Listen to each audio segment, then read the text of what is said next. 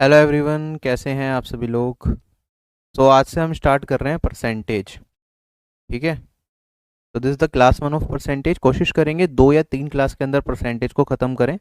और ratio chapter बहुत छोटा है। परसेंटेज अगर हमें अच्छे से समझ आ गया तो रेशियो चैप्टर हम बहुत कम टाइम में इससे कंप्लीट कर पाएंगे। मतलब रेशियो के लिए मेरे ख्याल से 1 या 2 क्लास मैक्सिमम जरूरत होगी। परसेंटेज के लिए हमारी 3 क्लास तक भी जा सकती है। क्लास थोड़ी लंबी होगी, लगभग 2 घंटे तक चल सकती है। तो बी रेडी, कॉपी पेन लेके बैठे।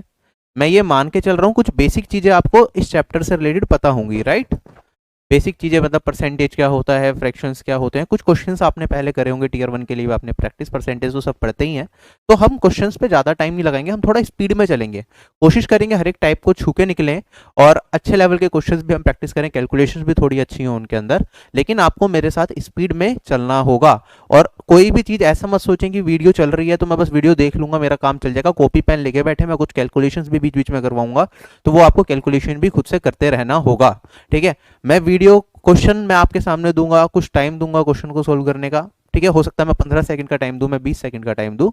कुछ लोगों का उस टाइम फ्रेम में क्वेश्चन हो सकता है ना भी आए, तो आप क्वेश्चन को अपना सोल्व करते रहना। जितने में मैं क्वेश्चन को समझाऊंगा, थोड़ा सा सोल्व करूंगा, इतने में हो सकता है आपका आंसर आ जाए। नहीं आ जाए तो फिर मेरे सोल्यूशन के साथ चले जाना। ठीक है। तो ज़्यादा टाइम वेस्ट नहीं करेंगे, हम बड़ा फटाफट से चलेंगे। ये लाइव क्लास है बट हमारी स्पीड थोड़ी तेज ही होगी। क्लास का टाइम टेबल जो हमारा है, ये जो मैथ्स की क्लास होती है ये शाम को 5 बजे होती है। और अभी मैं इसे लाइव ही ले रहा हूँ 5 PM पे। ठीक है। इन फ्यूचर अगर जरूरत पड़ी तो हम रिकॉर्डेड पे भी जा सकते हैं, बट अभी के लिए मेरी कोशिश ये है कि जितना लाइव आप लोगों से इंटरेक्ट कर पाऊँ, लाइव आपको क्लासेस दे पाऊँ। वो आप देख सकते हैं। जिन लोगों की लाइव क्लास मिस होगी उन्हें रिकॉर्डेड फॉर्म में भी क्लास मिल जाएगी। क्लास खत्म होने के आधे घंटे बाद रिकॉर्डेड फॉर्म में वीडियो अवेलेबल हो जाती है। ठीक है। और उसके अलावा इसकी पीडीएफ भी अगले दिन तक मैं डाल ही देता हूँ, तो आप पीडीएफ विद एनोटेशन भी देख सकते हैं। ठीक। इसके साथ साथ कुछ प्रैक्टिस सेशंस भी हम अगले महीने से स्टार्ट कर देंगे, जो आपको क्विज फॉर्म में मिलेंगे, जो आपको डायरेक्टली क्वेश्चन सोल्व करके उसका आंसर निकालना होगा, जिससे आपकी प्रैक्टिस भी अच्छे तरीके से मैथ सेक्शन की होती रहे। तो अब मैं स्टार्ट करता हूँ कट ऑफ का एनालिसिस। कट ऑफ के एनालिसिस का आप लोग वेट कर रहे हैं, वो मुझे अभी करना है। और रात को आज हो सकता है वो 11-12 बजे तक कट ऑफ एनालिसिस की वीडियो आपको मिलेगी। क्लास खत्म होगी उसके बाद थोड़ा सा मैंने किया एनालिसिस, बाकी पूरा कंप्लीट करके रात के 12 बजे तक या 11 बजे तक आज मेरी पूरी कोशिश रहेगी कि मैं आपको कट ऑफ एनालिसिस का वीडियो दे दूँ। ठीक है। तो आगे बढ़ता हूं। अब मैं अब रुकेंगे ही नहीं ज़्यादा। सभी लोग अपने कॉपी पेन निकाल लें। Let's get started. ठीक है। हम सभी लोगों को पता है परसेंटेज से रेशियो में कैसे कन्वर्ट करते हैं, रेशियो में परसेंटेज से कैसे कन्वर्ट करते हैं। सबसे पहले अगर मैं परसेंटेज सिंबल की बात करूं, हमने पहले भी देखा था परसेंटेज सिंबल होता है 1/100। तो अगर मैंने लिखा है यहाँ पे 20%, इसका मतलब क्या होगा, मैं इसे 20 इंटू में 1/100 लिख सकता हूँ। क्या लिख सकता हूँ, 20 इंटू में 1/100। और ये वाली वैल्यू मेरे पास क्या आ जाएगी, 1/5। तो ये क्या है, इसके परसेंटेज इक्विवेलेंट है। और ये मेरे पास क्या है, इसके कोरोस्पॉन्डिंग फ्रैक्शन हो जाएगा। ठीक है। तो percentage to fraction conversion basically हमने देखा। ऐसे ही अगर मुझे फ्रैक्शन दे रखा होता तो मुझे परसेंटेज में जाना हो, मान लो मुझे फ्रैक्शन दे रखा है 1/5, मुझे परसेंटेज में जाना है, तो मैं क्या करूंगा, मुझे पता है 100% क्या होता है, 100% होता है 100 इंटू में 1/100 डेट इज 1। तो किसी भी चीज में अगर मैं 1 से मल्टीप्लाई कर दूं कुछ बदलेगा नहीं, बदलेगा। 1 क्या है, 100%, तो यहाँ पे मैं 100% से भी मल्टीप्लाई कर सकता हूँ। तो ये वाली वैल्यू क्या हो जाएगी मेरे पास, 20%। तो 1/5 इज नथिंग बट 20% ओनली। ये क्या हो जाएगा, ये इसका परसेंटेज इक्विवेलेंट है, ये मेरे पास इसका फ्रैक्शन इक्विवेलेंट है। ठीक है। अगर मैं ऐसे ही इसमें थोड़ा सा और एड ऑन कर दूं, just give me a moment.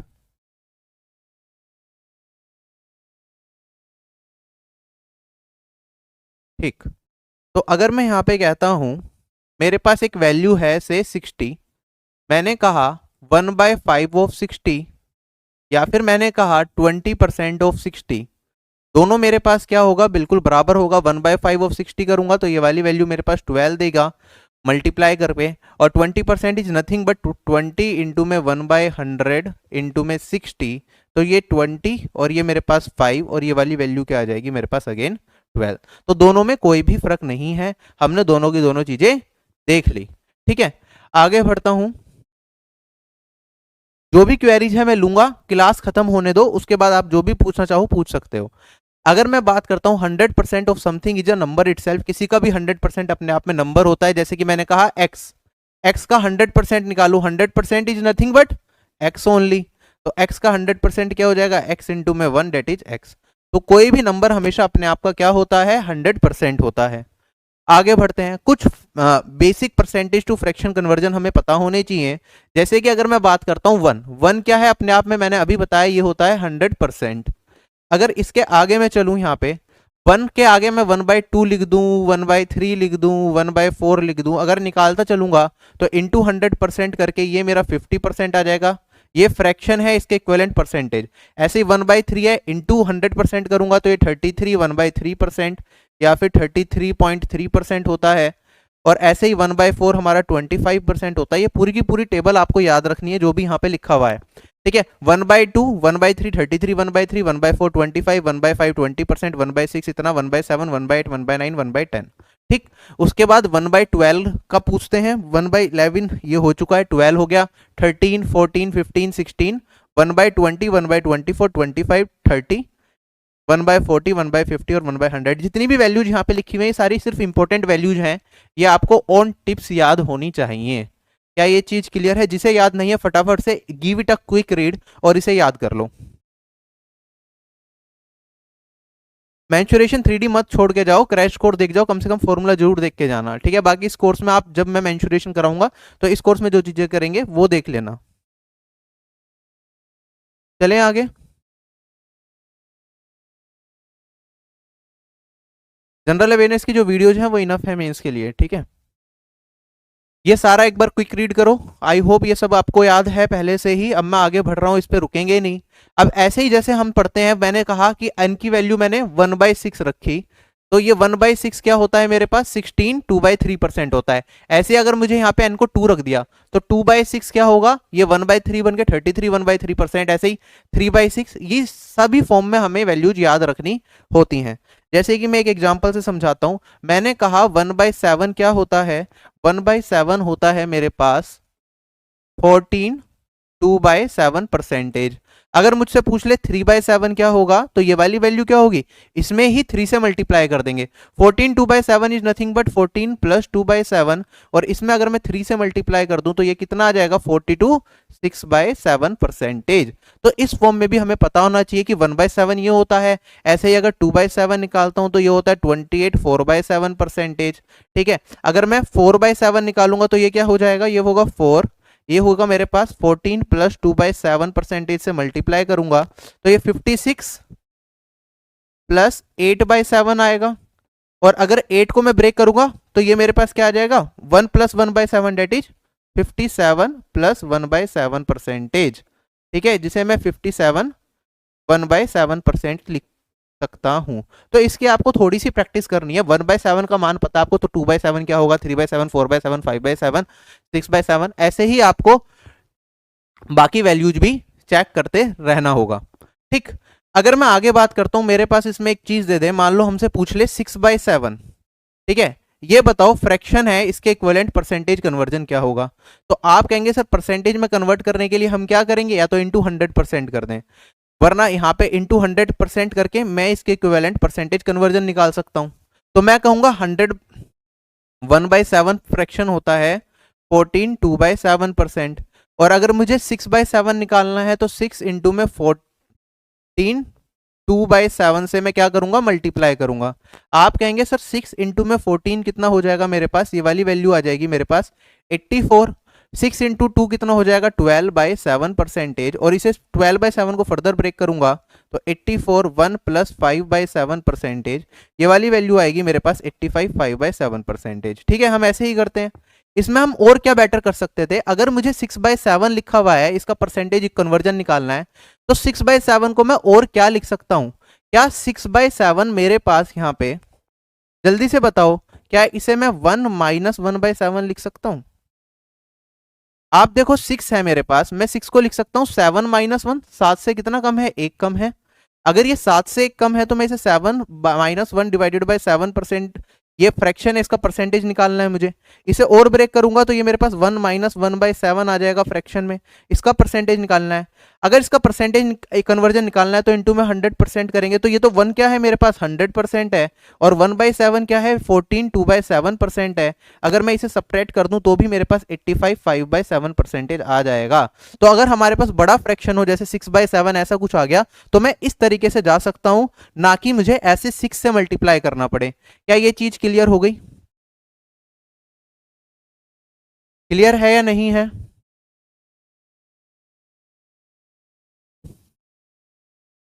जैसे कि अगर मैं एग्जाम्पल की बात करूं, मेरे पास यहाँ पे वैल्यू हो से 7/8, ये फ्रैक्शन है, इसके इक्विवेलेंट परसेंटेज कन्वर्जन निकालना है, तो मैं इसे क्या लिख सकता हूं? क्या आप इसे लिख सकते हैं 1 - 1/8? और 1 कितना होगा? 100% होगा, और 1/8 कितना होता है? 12.5%। तो ये मेरा कितना आ जाएगा? 87.5%। क्लियर है? पढ़ते हैं आगे। कुछ छोटे छोटे से कन्वर्जन्स हैं, वो हम फटाफट से देखेंगे। ये फ्रैक्शन दे रखा है, इनके इक्विवेलेंट परसेंटेज कन्वर्जन क्या होगा? 2/7 है, परसेंट में कन्वर्ट करूंगा तो कितना आएगा? 28। 4/7, फटाफट से सोचने में ज्यादा टाइम वेस्ट नहीं करना है। 6/7 कितना होगा मेरे पास? अभी मैंने थोड़ी देर पहले आपको निकाल के दिखाया। 6/7 क्या वैल्यू आएगी मेरे पास इसकी? अब इसे आप क्या कर सकते हैं, मैं अगेन लिख सकता हूं 1 - 1/7 परसेंटेज। और अगर ये 1 - 1/7 होगा, 1/7 होता है 14 2/7, तो यहाँ पे 100 में से 14 2/7 घटाऊंगा तो 85 5/7 परसेंटेज। 9/8 मुझे दे दे तो क्या होगा? 9/8 को देखो, 9 को कैसे ब्रेक करूंगा मैं? इसे 8 + 1 डिवाइडेड बाई 8 लिख सकता हूं, तो ये 1 + 1/8 आएगा। 1 क्या होता है? 100% होता है। 1/8 कितना? 12.5%। तो ये कितना हो गया? 112.5%। क्या ऐसे लिख सकते हैं? 13/8 आ गया मेरे पास, क्या हो जाएगा? इसे मैं लिख सकता हूं, देखो 13 को 8 + 5 में ब्रेक करा, 8/8 तो 1 आएगा, तो प्लस 5/8। 5/8 कितना होता है? आप कहेंगे 1/12.5 होता है, तो 1 + 5 इंटू में, सॉरी 100 प्लस परसेंटेज में करेंगे अगर, तो 100% प्लस 5 इंटू में 12.5, ये कितना हो जाएगा? ये 62.5 बनेगा, ये 162.5 परसेंटेज। क्या ये चीज क्लियर हो गई? क्या हम फटाफट से कर सकते हैं? और एग्जामिनेशन में जरूरी नहीं है 13/8 की फॉर्म में दे, हमें दे दे 162.5 परसेंटेज। क्या मैं इसे बेसिक से डिवाइड बाय 100 करके फ्रैक्शन में कन्वर्ट करूंगा? नहीं, मैं इसे क्या करूंगा? डायरेक्टली सोल्व करूंगा। मैंने इसे 162.5 देता तो मैं इसे ब्रेक करता, मैं कहता भैया ये 100% प्लस 62.5 परसेंटेज है। ठीक है, 100% क्या होता है? 1, 62.5% क्या होता है? ये होता है 5/8। इतनी प्रैक्टिस होनी चाहिए कि हमें ये देखते ही समझ आ जाए ये 5/8 होता है। क्लियर है या नहीं है? तो ये मेरे पास कितना बन जाएगा? 13/8। तो ये स्पीड हमारी बहुत जरूरी है डेवलप होना, क्योंकि ये बेयर मिनिमम चीजें हैं। ठीक है, अगर यही डेवलप नहीं हुआ तो हम परसेंटेज के क्वेश्चन टाइमली नहीं कर पाएंगे, रेशियो के क्वेश्चन टाइमली नहीं कर पाएंगे। और ये सारी चीजें आपकी सभी अर्थमेटिक के सारे चैप्टर्स में बार बार आपका यूज हो रहा होगा।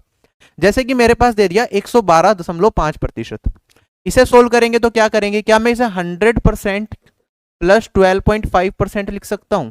100% क्या होता है? 112.5 होता है 8, तो ये हो गया 9/8। मुझे दे दिया 116.66% एग्जामिनर ने। घबरा जाते हैं ऐसा परसेंटेज देख के एग्जाम में हम, तो हम इसके लिए क्या करेंगे? हम इसे लिख सकते हैं 100 प्लस 16.66, और 16.66 मुझे पता है 100% तो होता है 1, और ये होता है मेरे पास 1/6, तो ये वाली वैल्यू आ गई 7/6। 58.33 परसेंटेज। अब ये 58.33 आपने कहीं नहीं देखा होगा, क्या देखा है 58.33? नहीं। तो इसके पीछे रीजन देखो। अब मैं क्या कर सकता हूं? इसे ब्रेक करना है। अब मेरे पास मल्टीपल चीजें मेरे पास चल सकती हैं। सबसे पहली चीज तो मेरे पास दिमाग में आएगी, सर ये 50 के टर्म्स में ब्रेक कर सकता हूं क्या मैं इसे? क्या मैं इसे 50% प्लस 8.33% लिख सकता हूं? 50% क्या होता है? 1/2 होता है, और 8.33% क्या होता है मेरे पास? 1/12 होता है। तो मेरे पास 12 एलसीएम आ जाएगा 6 + 1 7। 7/12 होगा या नहीं होगा? जल्दी बताओ। ये सर एक पीडीएफ सारे फॉर्मूले का दिलवा देते, सारे फॉर्मूले का मिल जाएगा, लेकिन अभी नहीं, थोड़ा टाइम दो उसके लिए। ठीक है, ज्योमेट्री का हमने दे दिया था, ट्राइंगल्स का, बाकी चैप्टर्स का भी धीरे धीरे हम कंपाइल करके दे देंगे। अभी आप क्लास के साथ चलते रहो।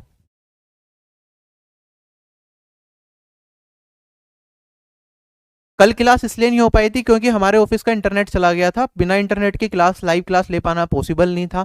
ठीक है, मैं चाहता था परसेंटेज आपको एक बार लाइव क्लास में कराऊं, क्योंकि ये सारी चीज़ें आप लाइव में देखोगे तो ज़्यादा आपको मजा आएगा करने में, कि जब आपके क्वेश्चंस के आंसर निकल रहे होंगे। क्लियर हो गया क्या ये वाला पार्ट? अब देखो ये 58.33 है। अब एग्जाम में कई बार क्या होगा ना, हमारा दिमाग यहाँ पे काम नहीं करेगा। मैंने तो फटाफट से कह दिया क्योंकि मैंने ही क्वेश्चन बनाया है कि भैया इसे 50 प्लस 8.33 में ब्रेक कर लो। क्या एग्जामिनेशन में प्रेशर के कारण आप, जरूरी है कि आप ऐसा कुछ सोच पाएंगे? या एग्जामिनर कुछ और बना दे आपको, आपके लिए क्वेश्चन, क्या आप सोच पाएंगे? मान लो एग्जामिनर ने दे दिया आपको 28.33, क्या दे दिया? 28.33।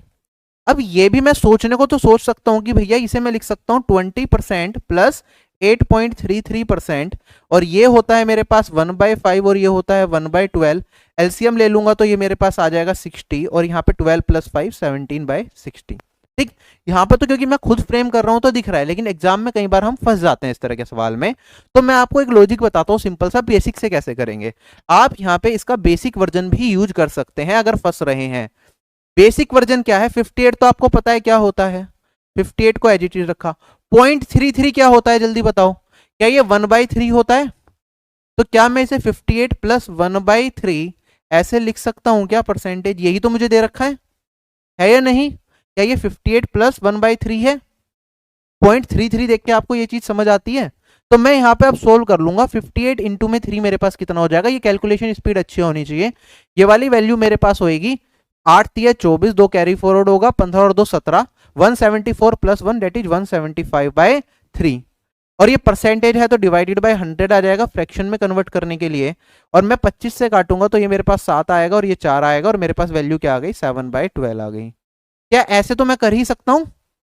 तो आपको ये चीज भी ध्यान रखनी है कि कभी घबराना नहीं है परसेंटेज देख के। जानबूझ के मैंने ये वैल्यू रखी कि एग्जाम में कभी भी ऐसा कुछ आ जाए हमें घबराने की जरूरत नहीं है, हमारे पास बेसिक है जिसे हम यूज करके अपना आंसर निकाल ही लेंगे। जैसे कि ये वाली वैल्यू है 14 5/13। अब मुझे क्या पता ये क्या होता है? सारे तो मैं लॉजिक नहीं लगा सकता। ठीक, तो मैं इसे बेसिक से ही करूंगा। मैं कहूंगा ये 14 + 5/13 है। एलसीएम ले लो इसका, मतलब ये 13 को नीचे अगर मैं ले लेता हूं तो मेरे पास क्या आएगा? 13 इंटू में 14, 169, 182, 187, और परसेंटेज को लिखूंगा तो ये मेरे पास 100 बन जाएगा। क्या यही वैल्यू आएगी? देखो जल्दी से।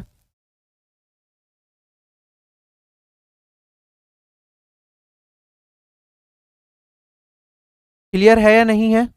तो यहाँ पे कुछ लॉजिक लग भी नहीं रहा है। एग्जामिनर चाहे तो ऐसा भी कुछ बना सकता है, तो हमें उसके लिए भी रेडी रहना है। तो ये बेसिक वर्जन हमेशा याद रखेंगे कि बेसिक से कर लेंगे, किसी भी चीज को देख के घबराए ना। आगे बढ़ता हूं अब मैं। अब मेरे पास कुछ बेसिक चीजें होती हैं, जैसे कि मैंने आपको बताया कि हमेशा नंबर अपने आप का 100% होता है, 100% होता है। तो मान लो क्वेश्चन में एग्जामिनर ने दिया मुझे 7% ऑफ समथिंग, 7% ऑफ एक्स, ये अगर 91 के बराबर है तो 100% का मान क्या होगा? तो इसे एक तरीका तो मेरे पास ये होगा कि भैया मैं सीधा काटूंगा, 7 से काटूंगा 91 को, तो मेरे पास वैल्यू क्या आएगी? ये आएगा 13। तो 1% 13 के बराबर, तो 100% किसके बराबर?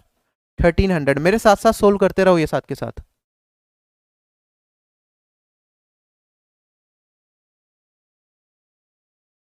परसेंटेज टॉपिक का अगर आपको बहुत डिटेल में पढ़ना है तो उसके लिए आपको डिटेल्ड मैथ्स कोर्स में सब कुछ करा रखा है मैंने, आप वहां से भी देख सकते हैं जिन्हें थोड़ा फास्ट लगे। बाकी ये मेंस स्पेसिफिक बैच है तो मैं थोड़ी चीजें आपको ऐड ऑन करके बताता जा रहा हूं जिससे कि आपकी प्रैक्टिस अच्छी हो। अब देखो, अभी मैंने क्या करा था, यहां से ये वाली वैल्यू को काटा तब मैं 100% की वैल्यू निकाल पाया। अब एग्जामिनर ने कहा कि भैया 17% 280 के बराबर है, 51% की वैल्यू बता दो। तो 17 से तो 280 कटेगा नहीं, तो हमें लॉजिकली सोचना है भैया हो क्या रहा है यहाँ पे। आप देखेंगे 17 का 3 गुना क्या है? 51 है। तो मुझे इसका क्या करना पड़ेगा? 3 गुना करना पड़ेगा। तो 28 इंटू में 3 करूंगा तो ये 84 आ जाएगा। क्या यही मेरी वैल्यू होगी? कहीं कैलकुलेशन मिस्टेक हो जाए तो उसे छोड़ देना मेरी, ठीक है, अपने आप करेक्ट कर लेना। बाकी चीजें क्लियर हो रही है या नहीं हो रही है, तो हमें दोनों डायमेंशन में सोचना है। या तो ये वाला पार्ट इसे काट दें, या फिर मेरे पास क्या हो कि इसमें कुछ मल्टीप्लाई करके अगर मैं ये बना पाऊं तो भी मेरा काम चल जाएगा। चलूं आगे? बहुत अच्छे। नेक्स्ट क्वेश्चन हमारे पास कहता है 23% 69 के बराबर है, 123% किसके बराबर होगा? अब आप देखेंगे 23 से 69 कितने टाइम्स जाएगा? 3 टाइम्स जाएगा। तो 123 में भी 3 से गुना कर दूंगा तो ये वाली वैल्यू 369 आएगी या नहीं आएगी? हो गया। 81 किसके बराबर है? 300 के। 27% किसके बराबर होगा? फटाफट से बताओ।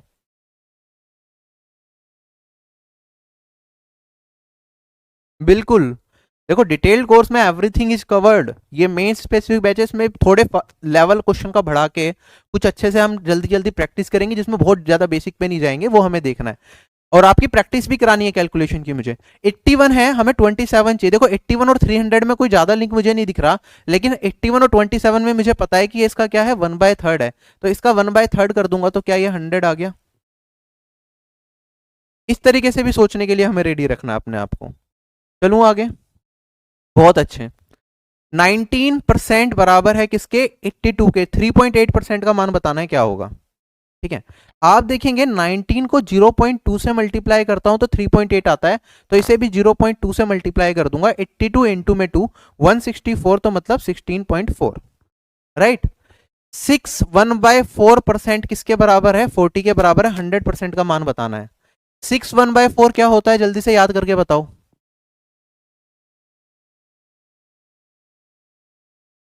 6 1/4% फ्रैक्शन में अगर मैं करूंगा तो ये किसके बराबर होगा, क्या ये 1/16 रेशियो को रिप्रेजेंट करता है। 1/16 रेशियो मेरा किसके बराबर है, 40 के बराबर है। मुझे 100% का बताना है। 100% किस रेशियो के बराबर होता है, 1 रेशियो के। तो 1/16 अगर 40 के बराबर है, इसमें 16 से मल्टीप्लाई और इसमें भी 16 से मल्टीप्लाई कर दूं, तो मेरे पास यहाँ पे 1 रेशियो का मान कितना हो जाएगा, 40 इंटू में 16, डेट इज 640। क्लियर है या नहीं है। तो इस तरीके से भी रेडी रखना है हमें अपने आप को। 6400 नहीं, गलती नहीं करनी जल्दबाजी में, 640। चलें आगे। 16 2/3% 80 के बराबर है, तो 50% किसके बराबर होगा। 16 2/3 क्या होता है, 1/6 रेशियो होता है ना। 50 क्या होता है, 1/3 रेशियो। तो बेसिकली मैंने क्या करा इसमें, 1/2 रेशियो। तो मुझे 1/6 से 1/2 में जाना है, तो मैंने क्या करा, डिवाइड करा किससे, मैंने इसमें मल्टीप्लाई करा, सॉरी किससे, 3 से। 3 से मल्टीप्लाई करूंगा तो 1/2 बन जाएगा 1/6 में। तो यहाँ पे भी 3 से मल्टीप्लाई कर दो तो ये वाली वैल्यू क्या आ जाएगी, 240 आ जाएगी। चले आगे। मेरे पास 28 4/7% दे रखा है, कितना, 400 के बराबर। 42 6/7% बताना है। 28 4/7 क्या होता है, 2/7 रेशियो होता है ना। इसकी वैल्यू इसके बराबर है, हमें किसकी वैल्यू बतानी है, ये होता है 3/7 रेशियो, इसकी वैल्यू बतानी है। अब देखो बाई सेवन दोनों में आ रहा है। अगर मैं देखूं यहाँ पे ध्यान से, तो मेरा, अगर मैं इसे 2 खाली मान लूं, 2 400 को रिप्रेजेंट कर रहा है, हमें बताना है 3 का मान क्या होगा। तो 1 किसके बराबर होगा, 200 के, और 3 बराबर हो जाएगा मेरा 600 के। क्लियर है या नहीं है। बेसिकली हमारे पास क्या था, ये 2 इंटू में 1/7 किसे रिप्रेजेंट कर रहा था, 400 को। हमें 3 इंटू में 1/7 बताना है, तो मैंने 1/7 की वैल्यू अगर मैं निकालता हूं तो 400 भाग 2 100 आ गया। 3 इंटू 1/7 करूंगा तो 3 इंटू में 200, डेट इज 600 आ गया। चलें आगे। ये वाला हो गया हमारा। चलो, परसेंटेज जब हम पढ़ते हैं, इसके अंदर क्या मैटर करता है, परसेंटेज के क्वेश्चंस में जब भी हमें परसेंटेज इंक्रीज डिक्रीज बताना हो या कुछ भी बताना हो, तो नंबर्स का रेशियो मैटर करता है, ना कि एक्चुअल में नंबर। जैसे कि हम एक एग्जांपल से देखते हैं। मेरे पास क्या है, ए का मान दे रखा है 80, बी का मान मुझे दे रखा है 70, ठीक है। हमें कहता है A is what percent of B, B is what percent of A is how much, B is how much percent less than A is how much percent more than B. चारों का फटाफट से आंसर बता दो। Seconds में आने चाहिए ये आंसर, तभी मजा आएगा। उसके क्लास के क्वेश्चंस और प्रीवियस ईयर क्वेश्चंस के अलावा आपको कुछ भी नहीं करना। ज्यादा पढ़ोगे तो सिलेक्शन से दूर जाओगे, कम पढ़ोगे रेलिवेंट पढ़ोगे तो सिलेक्शन लेके जाओगे 100%, ये मेरी गारंटी है, ठीक है। तो आपको क्या करना है, लिमिटेड चीजें पढ़नी होंगी, लेकिन उन्हें अच्छे से रिवाइज करना है। एग्जाम में घबराना नहीं है, बस घबरा गए तो सब बेकार कर दोगे। चलो, अब मेरे पास देखो ये दे रखा है, ए और बी के बारे में बता रखा है मुझे। ए है 80 और बी है 70। हमें परसेंटेज में चीजें पूछी गई हैं। जब भी परसेंटेज में चीजें पूछी जाएं या रेशियो में चीजें पूछी जाएं, तो एक्चुअल वैल्यू ए और बी मैटर करता ही नहीं है, हमें इनका रेशियो मैटर करता है, ए रेशियो बी। और अगर मैं ए रेशियो बी निकाल लूं तो मैं कहूंगा ए 8 है तो बी 7 होगा, 10 को मैंने काट दिया, ठीक। सबसे पहले हमसे पूछा कि ए कितना प्रतिशत है बी का, तो ए को कंपेयर करना है किससे, बी से। ए है मेरा 8, बी है मेरा कितना 7, इंटू में 100% कर देंगे। अब देखो 8/7 को मैंने अभी थोड़ी देर पहले ही बताया, ये वाली वैल्यू क्या आएगी, तो 8 को मैं ब्रेक कर सकता हूं 1 + 7 के या 7 + 1 के। तो 7/7 तो 1 बनेगा, डेट इज 100%। और 1/7 कितना होता है मेरे पास, 14 2/7%। तो ये वाली वैल्यू क्या हो जाएगी, 114 2/7%। A is how much percent of B, A is 114 2/7% of B. Second question, B is what percent of A, B A का कितना प्रतिशत है, बी को कंपेयर कर रहे हैं ए से, तो बी है मेरे पास 7 और ए है 8। अब इसे सोल्व करने के लिए क्या करेंगे, फिर से आप कहोगे सर 7 को 8 माइनस 1 में ब्रेक कर सकता हूं, 8/8 1 होगा तो मतलब 100%, और यहाँ पे 1/8 कितना होगा 12.5%, तो ये वाली वैल्यू कितनी हो गई मेरे पास, ये वाली वैल्यू हो गई 87.5%। नेक्स्ट क्वेश्चन मेरे पास, B is how much percent less than A, B A से कितने प्रतिशत कम है, तो ए से कितना कम है पहले हमें ये निकालना है, ए 8 है बी 7 है, तो कितना कम है, 1 कम है, कितना प्रतिशत कम है किससे, ए से कंपेयर कर रहे हैं, ए कितना है 8, तो इनटू में 100%, ये हो गया 12.5%। ठीक, चौथा सवाल, A is how much percent more than B, A B से कितने प्रतिशत अधिक है, ए है मेरे पास कितना 8, बी है 7, कितना ज्यादा है ए बी से, 1 ज्यादा है, किससे कंपेयर कर रहे हैं, बी से, बी है 7, इनटू में 100%, 1/7 कितना होता है 14, 2/7%, या फिर 14.28%। सारे क्वेश्चंस क्लियर हैं बिल्कुल अच्छे तरीके से। यहीं पे एक छोटी सी चीज और समझ लो, एक छोटी सी चीज और मैं एड ऑन कर रहा हूं, जब मैंने कहा A is what percent of B, A B का कितना प्रतिशत है, तो हमने देखा ए बी का 114 2/7% है। इसका मतलब क्या है, 114 2/7% का मतलब क्या है कि अगर मेरे पास बी क्या है अपने आप में 100%, कोई भी वैल्यू अपने आप में क्या होती है 100% है, तो ए कितना होगा, अगर बी 100% है तो ए की वैल्यू 114 2/7% होगी। इसका मतलब सिर्फ इतना सा है, A is what percent of B का मतलब है कि अगर बी 100% है तो ए कितना होगा, ए होगा 114 2/7%। हमसे पूछे बी ए बी से कितने प्रतिशत ज्यादा है, तो कितने प्रतिशत ज्यादा हो गया, आप देखेंगे इसमें से इसे घटाओ, ये हो गया 14 2/7% ज्यादा। क्या ये वाली स्टेटमेंट अच्छे तरीके से समझ आई, कोई भी वैल्यू अपने आप का हमेशा 100% होगा। जब मैंने क्या करा, ए को बी के टर्म्स में निकाला, तो मैंने कहा ये 114.2/7% है, सॉरी 114 प्लस 2/7% है। इसका मतलब क्या है, जो बी है मेरा, जो ए है मेरा, वो बी से 114 2/7% ज्यादा है। चलिए आगे, ऐसे ही ज्योमेट्री का क्रैश कोर्स करके चले, ज्योमेट्री के क्वेश्चंस में अच्छे से प्रैक्टिस कराऊंगा, फॉर्मूलाज रिवाइज कराऊंगा, ठीक है। अगर मैं बात करता हूं यहाँ पे, जो नेक्स्ट है हमारे पास, B is what percent of A, तो मैंने कहा बी ए का कितना प्रतिशत है 87.5, मतलब क्या है कि अगर मेरा ए 100% है तो बी कितना होगा, क्योंकि ए से कंपेयर कर रहा हूं मैं बी को, तो ये 87.5 होगा। और मैं ये पूछ लेता कि बी ए से कितने प्रतिशत कम है, तो ए है 100, बी है 87.5, तो ये 12.5% कम है। क्या ये चीज समझ में आ गई, तो कोई भी चीज हमेशा जिससे कंपेयर कर रहे हैं वो उसे 100% मान लेते हैं, और उसके रिस्पेक्ट में बाकी सारी चीजों को हम देख रहे होते हैं। यही छोटा सा रूल है परसेंटेज का, या फिर रेशियो में जो चीज हम पढ़ेंगे उसका, फ्रैक्शन का। चलें, अब ए को अगर मैंने x% से बढ़ाया, इसका मतलब क्या है, अगर मेरे पास कोई भी वैल्यू है ए, ठीक है, ए क्या होगा अपने आप का 100%, इसे x% से बढ़ा दूंगा तो ये वाली वैल्यू हो जाएगी ए 100 प्लस x%। इसे मैं लिखता हूं ए 100 प्लस x, और परसेंटेज है तो 1/100 आ जाएगा नीचे, तो इनटू में 100। क्या यही है इसका मतलब, क्लियर है, कोई कंफ्यूजन नहीं होनी चाहिए। मैं आगे बढ़ रहा हूं, अब 120 को मैंने 10% से बढ़ा दिया, इसका मतलब क्या है, 120 है मेरे पास, 10% से बढ़ाने का मतलब पहले तो 100 था अपने आप का, 10% और बढ़ गया, तो ये हो गया इतना, अपने आप का कितना 120 का 110%, और 110% कितना हो जाएगा 120 इंटू में 110 भाग में 100, और ये वाली वैल्यू 12 इंटू में 11 132 मेरे पास निकल के आती है। ठीक है, अगर मैं आगे बढ़ूं यहां पे, तो आप फटाफट से बताओ, ए को मैंने क्या करा 10% इंक्रीज करा 120 को, तो इसे डायरेक्ट कैसे कर सकता था, 120 का 10% कितना होगा, ये अपने आप का 100% है, 10% इसका होगा 10% होता है 1/10, तो इसका 10% होगा 1/10 मतलब 12, और इसमें अगर मैं 12 को जोड़ दूं तो ये क्या आ गया मेरे पास, क्या ये 132 आ गया, क्या ऐसे भी देख सकते हैं। ठीक, 10% मैंने इंक्रीज करा, तो मैंने कहा ये अपने आप का 110% हो जाएगा, तो 110% कितना होता है 120 इंटू में 110 भाग 100 डेट इज 11/10, और यहां से भी निकाल सकता हूं 132। ये सारी की सारी बिल्कुल एक ही चीज है, इनमें कोई भी फर्क नहीं है।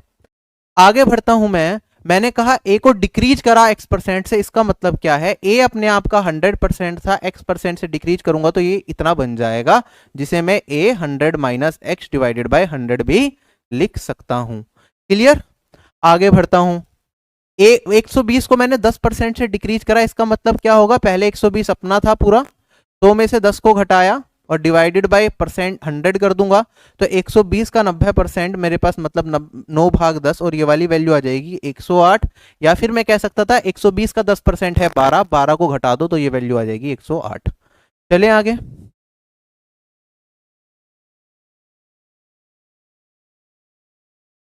आगे बढ़ते हैं।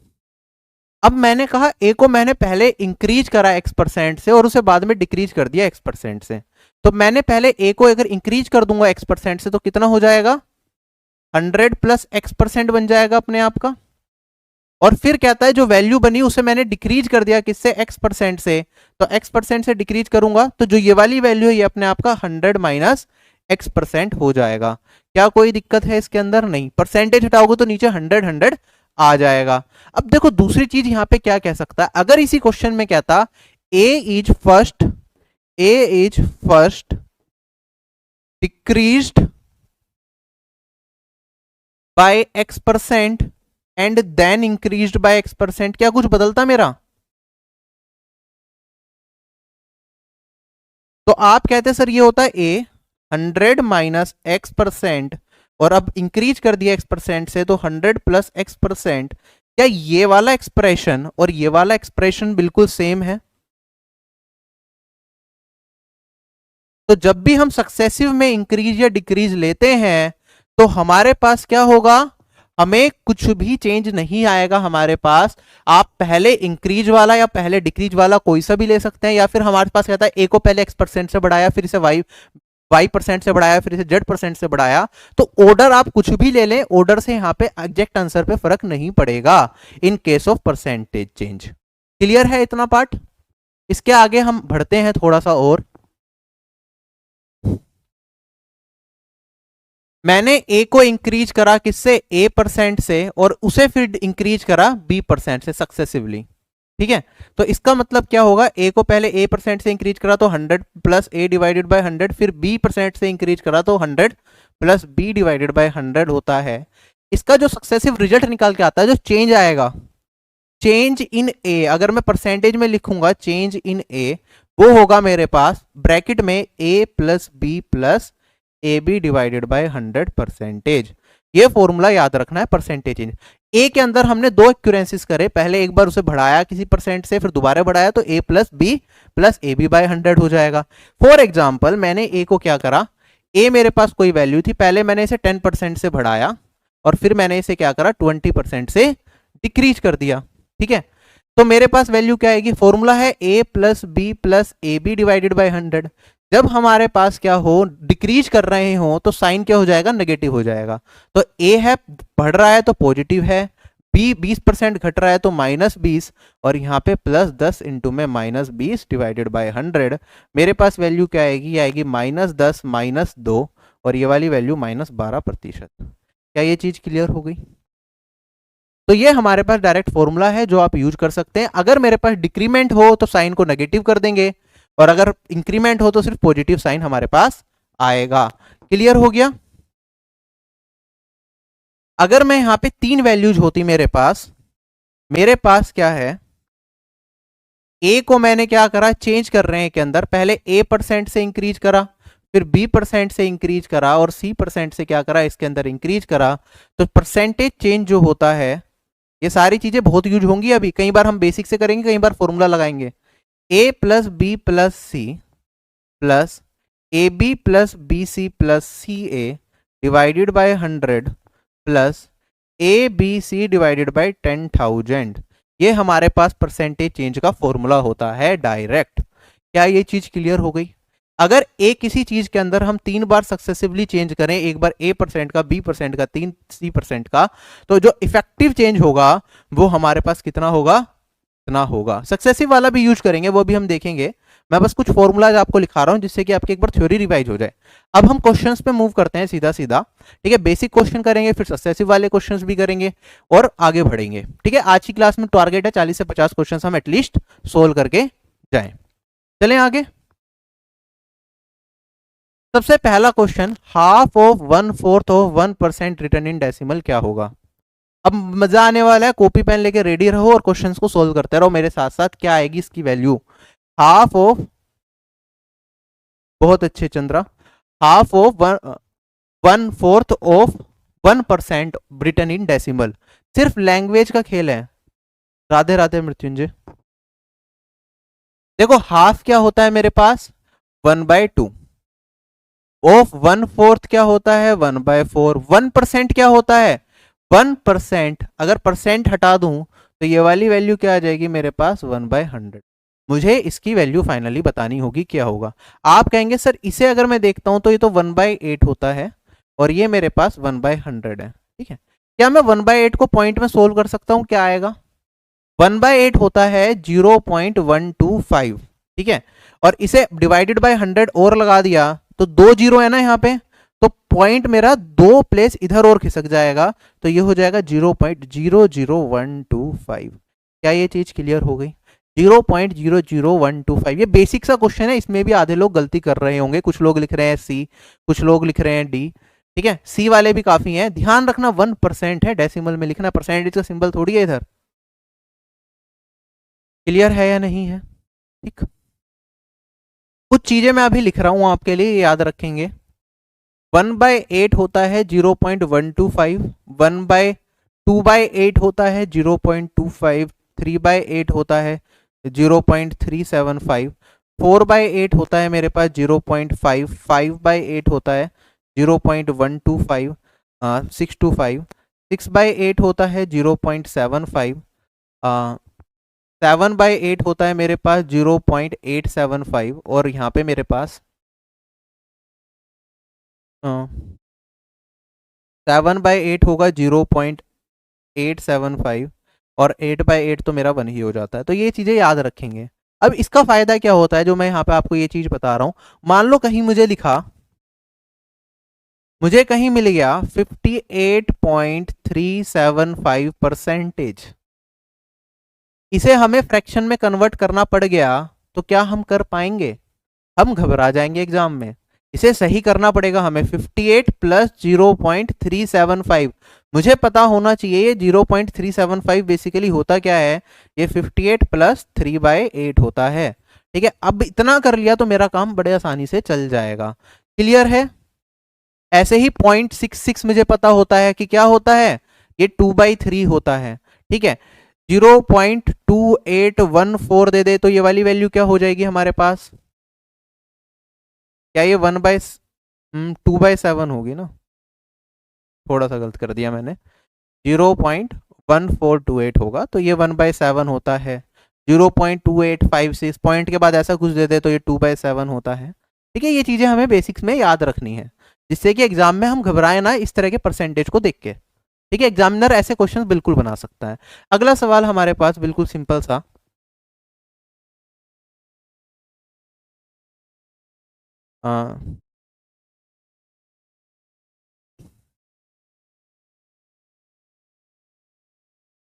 करो क्या आएगा इसका answer. 10% of x equals to y, then y% of 60 is the same as। अब देखो मुझे क्या निकालना है, मुझे निकालना है y% of 60, ठीक है। परसेंट का मतलब 1/100, ऑफ का मतलब क्या हो गया मल्टीप्लाई। मुझे ये x की टर्म्स में दे रखा है ऑलरेडी, यहाँ पे मुझे x की टर्म्स में चीजें दे रखी हैं, ठीक है। y की वैल्यू निकालनी है, y% of 60 करना है तो मैं इसी में क्या करूंगा परसेंट ऑफ 60, मतलब y% ऑफ 60 का मतलब क्या है कि इसी के अंदर मैं क्या कर दूं 10% ऑफ x दे रखा है, इसका परसेंटेज लगा दिया, ऑफ मैंने 60 कर दिया। क्या यही वैल्यू होएगी, यही वैल्यू आएगी। अब मैंने चार ऑप्शंस को बड़े ध्यान से देखा, चार ऑप्शंस में क्या क्या चीजें दे रखी हैं, ठीक है। डायरेक्ट करने के लिए मैंने देखा यहाँ पे मेरे पास एक परसेंटेज का साइन है ही है, तो एक परसेंटेज को तो मुझे बचा के रखना है। कोई सा भी एक परसेंटेज बता सकता हूं, एक्स के साथ परसेंटेज नहीं दे रखा तो जो नॉर्मल नंबर है उसके साथ परसेंटेज दे रखा है, तो मैंने ये वाला परसेंटेज बता दिया। तो मैंने कहा परसेंटेज है यहाँ पे 10 है, इंटू में यहाँ पे x के साथ परसेंटेज नहीं बताना तो x बाय 100 कर दिया मैंने, और यहाँ पे मेरे पास वैल्यू क्या है, यहाँ पे है 60। ठीक, इतना पार्ट क्लियर है। तो परसेंटेज और x तो मुझे सब जगह मिल रहा है, मुझे यहाँ पे खुद खेलना है कि बाकी बची हुई चीज मेरे पास क्या क्या बचेंगी। अगर मैं सोल्व कर लूं, यहाँ पे ये कट गया मेरा, 0 से 0 कट गया, तो मेरे पास ये आ रहा है 6% ऑफ x। अब 6% ऑफ x कौन सा बनेगा, सोल्व करते रहो यहाँ पे। ये तो 60% ऑफ x है, कट गया। ये 40% ऑफ x बाय 10, 10 से 40 को काटूंगा, 4% ऑफ x है, ये भी नहीं होगा। ठीक है, ये 40% ऑफ x, ये भी नहीं होगा। तो आप देखेंगे 60% ऑफ x बाय 10, 1 से 1 कटेगा, 6% ऑफ x आ जाएगा। यही मेरा इस क्वेश्चन का क्या होगा, आंसर होगा। क्या ये चीज क्लियर है?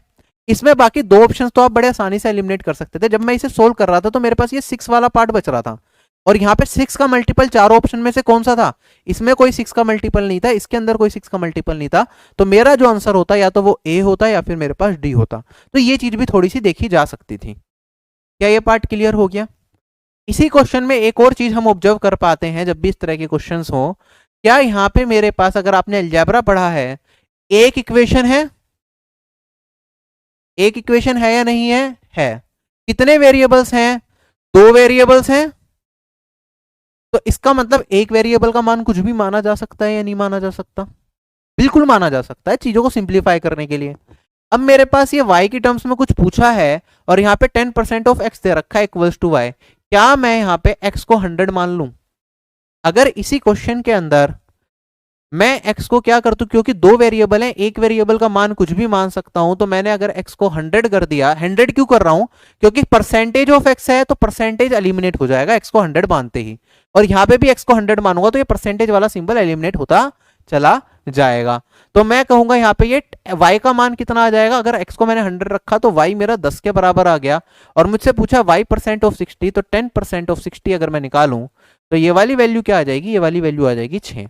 चारों ऑप्शन में x को हम क्या करेंगे, 100 रखेंगे, तो 6 किस में आ रहा है, इसमें अगर x को 100 रखा मैंने तो ये बनेगा 60, इसमें 100 रखा तो ये वाली वैल्यू कितनी बनेगी मेरे पास, ये बनेगी 4, इसमें 100 रखूंगा तो ये बनेगा 40, और इसमें 100 रखूंगा तो बनेगा 6। तो यही मेरा क्या आएगा, इस क्वेश्चन का आंसर आएगा। चारों ऑप्शन में वैल्यू रख सकते हैं। क्या ये चीज भी समझ आई? तो अगर कॉम्प्लिकेटेड क्वेश्चन इस टाइप का एग्जामिनर बनाता है, तो आप, क्योंकि 2 वेरिएबल है, एक इक्वेशन है, तो एक वेरिएबल की वैल्यू हम कुछ भी एज्यूम कर सकते हैं और अपने क्वेश्चन का आंसर निकाल लेंगे। बहुत सिंपल सी चीज थी।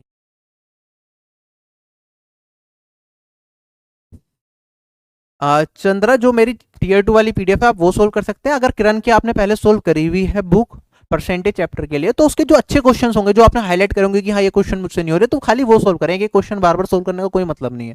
ठीक है, टाइम कम है, आपको सारी चीजें, हर टाइप आपका कवर होना चाहिए एग्जाम में जाने से पहले। ठीक है, ऐसा ना हो एक टाइप पे पकड़ है और बाकी टाइप्स पढ़े ही नहीं, एग्जाम में उससे क्वेश्चन आ गया तो कर नहीं पाए।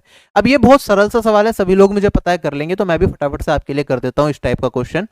25% ऑफ a प्लस बी दे रखा है, 60% ऑफ b, हमें वैल्यू बतानी है कि इसकी वैल्यू क्या होगी।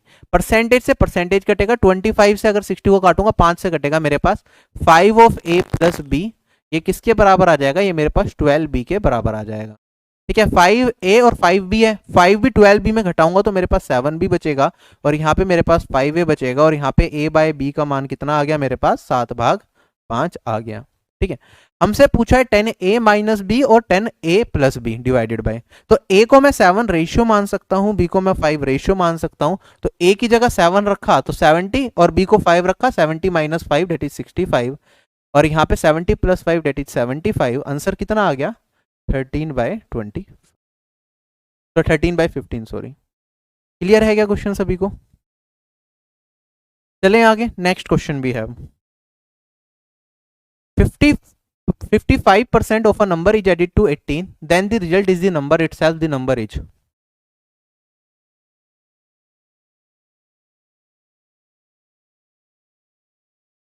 एक नंबर के 55% को अगर मैं ऐड कर दूं 18 में, तो वो अपने आप में पूरा नंबर ही बन जाता है। तो हमारा नंबर क्या रहा होगा? आप कहेंगे सर कोई भी नंबर अपने आप का क्या होता है, 100% होता है। तो अगर नंबर मेरा x है, 55% ऑफ x प्लस मैं 18 करता हूं, तो ये क्या बन गया मेरे पास, x बन गया। x को मैं लिख सकता हूं 100% ऑफ x, कोई भी नंबर अपने आप का 100 होगा। ये बस समझाने के लिए x लिखा, आपको एग्जाम में x लिखने की जरूरत नहीं होती, तो मैं x को यहाँ पे निपटा देता हूँ। तो मेरे पास क्या बचेगा, 100 में से 55 को घटाऊंगा, 45% ऑफ अ नंबर, ये किसके बराबर है, 18 के बराबर। ठीक है, हमें क्या बताना है, 100% ऑफ अ नंबर क्या होगा। तो आप अगर 9 से काटेंगे तो मेरे पास 2 आएगा और ये 5 आएगा। 5% 2 के बराबर, 100% किसके बराबर होगा, इंटू में 20 और इंटू में 20, ये वाली वैल्यू क्या हो जाएगी मेरे पास, 40। क्लियर है क्वेश्चन सभी को, बहुत अच्छे। नेक्स्ट क्वेश्चन पे मूव करते हैं। क्वेश्चन है when 60 is subtracted from 60% of a number the result is 60, then 25% of the number is। बहुत अच्छे, वेरी गुड, सभी लोगों के सही आंसर आ रहे हैं यहाँ पे। क्या आएगा इस क्वेश्चन का आंसर,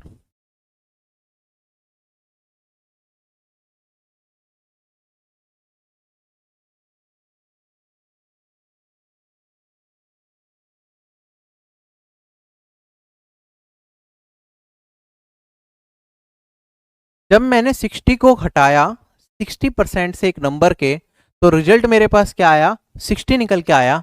25% ऑफ द नंबर बताना है, तो 60% एक नंबर का ये मान लिया मैंने। ठीक है, बार बार एक्स नहीं लिखूंगा, उसमें से 60 घटाऊंगा तो ये आ गया 60। तो अगर मैं सोल्व करूंगा 60 उधर जाके 120 बनेगा। 60% किसके बराबर, 120 के बराबर। यहां से काटूंगा 1% 2 के बराबर, तो 100% किसके बराबर, हमसे क्या पूछा, 25% ऑफ द नंबर। तो 1% अगर 2 के बराबर हो गया तो 25% किसके बराबर होगा, 2 इंटू में 25, 50 के बराबर। क्वेश्चन हो गया खत्म। चलें आगे, सिंपल था। ऐसे क्वेश्चन भी आपको मेंस में मिल सकते हैं, इतने सिंपल भी। अब देखो ये वाला क्वेश्चन थोड़ा सा और बढ़ाया कि what is to be subtracted from 35% of 180 so that the sum is equal to half of 25% of 360। CGL mains में पूछा जा चुका है 2019 टीयर 2 में, सिमिलर टाइप का क्वेश्चन, बस वैल्यू चेंज करी है मैंने।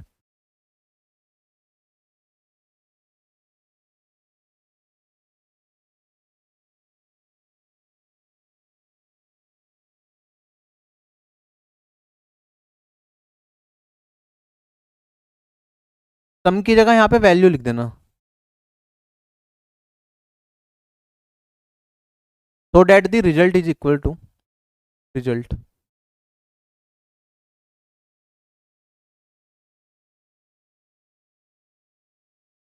कि परिणाम, तो हमें क्या घटाएं, 35% ऑफ 180 में से। सबसे पहले 35% ऑफ 180 में से मुझे कुछ घटाना है, जिससे कि मेरे पास रिजल्ट जो आए वो half of 25% of 360, half of 25% that is 1/4 of 360 आ जाए।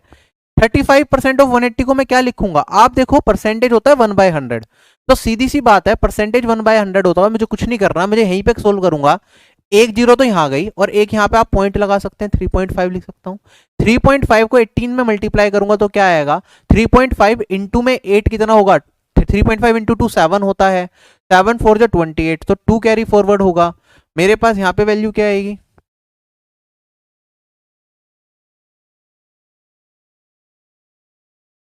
थोड़ी सी गड़बड़ कर दी।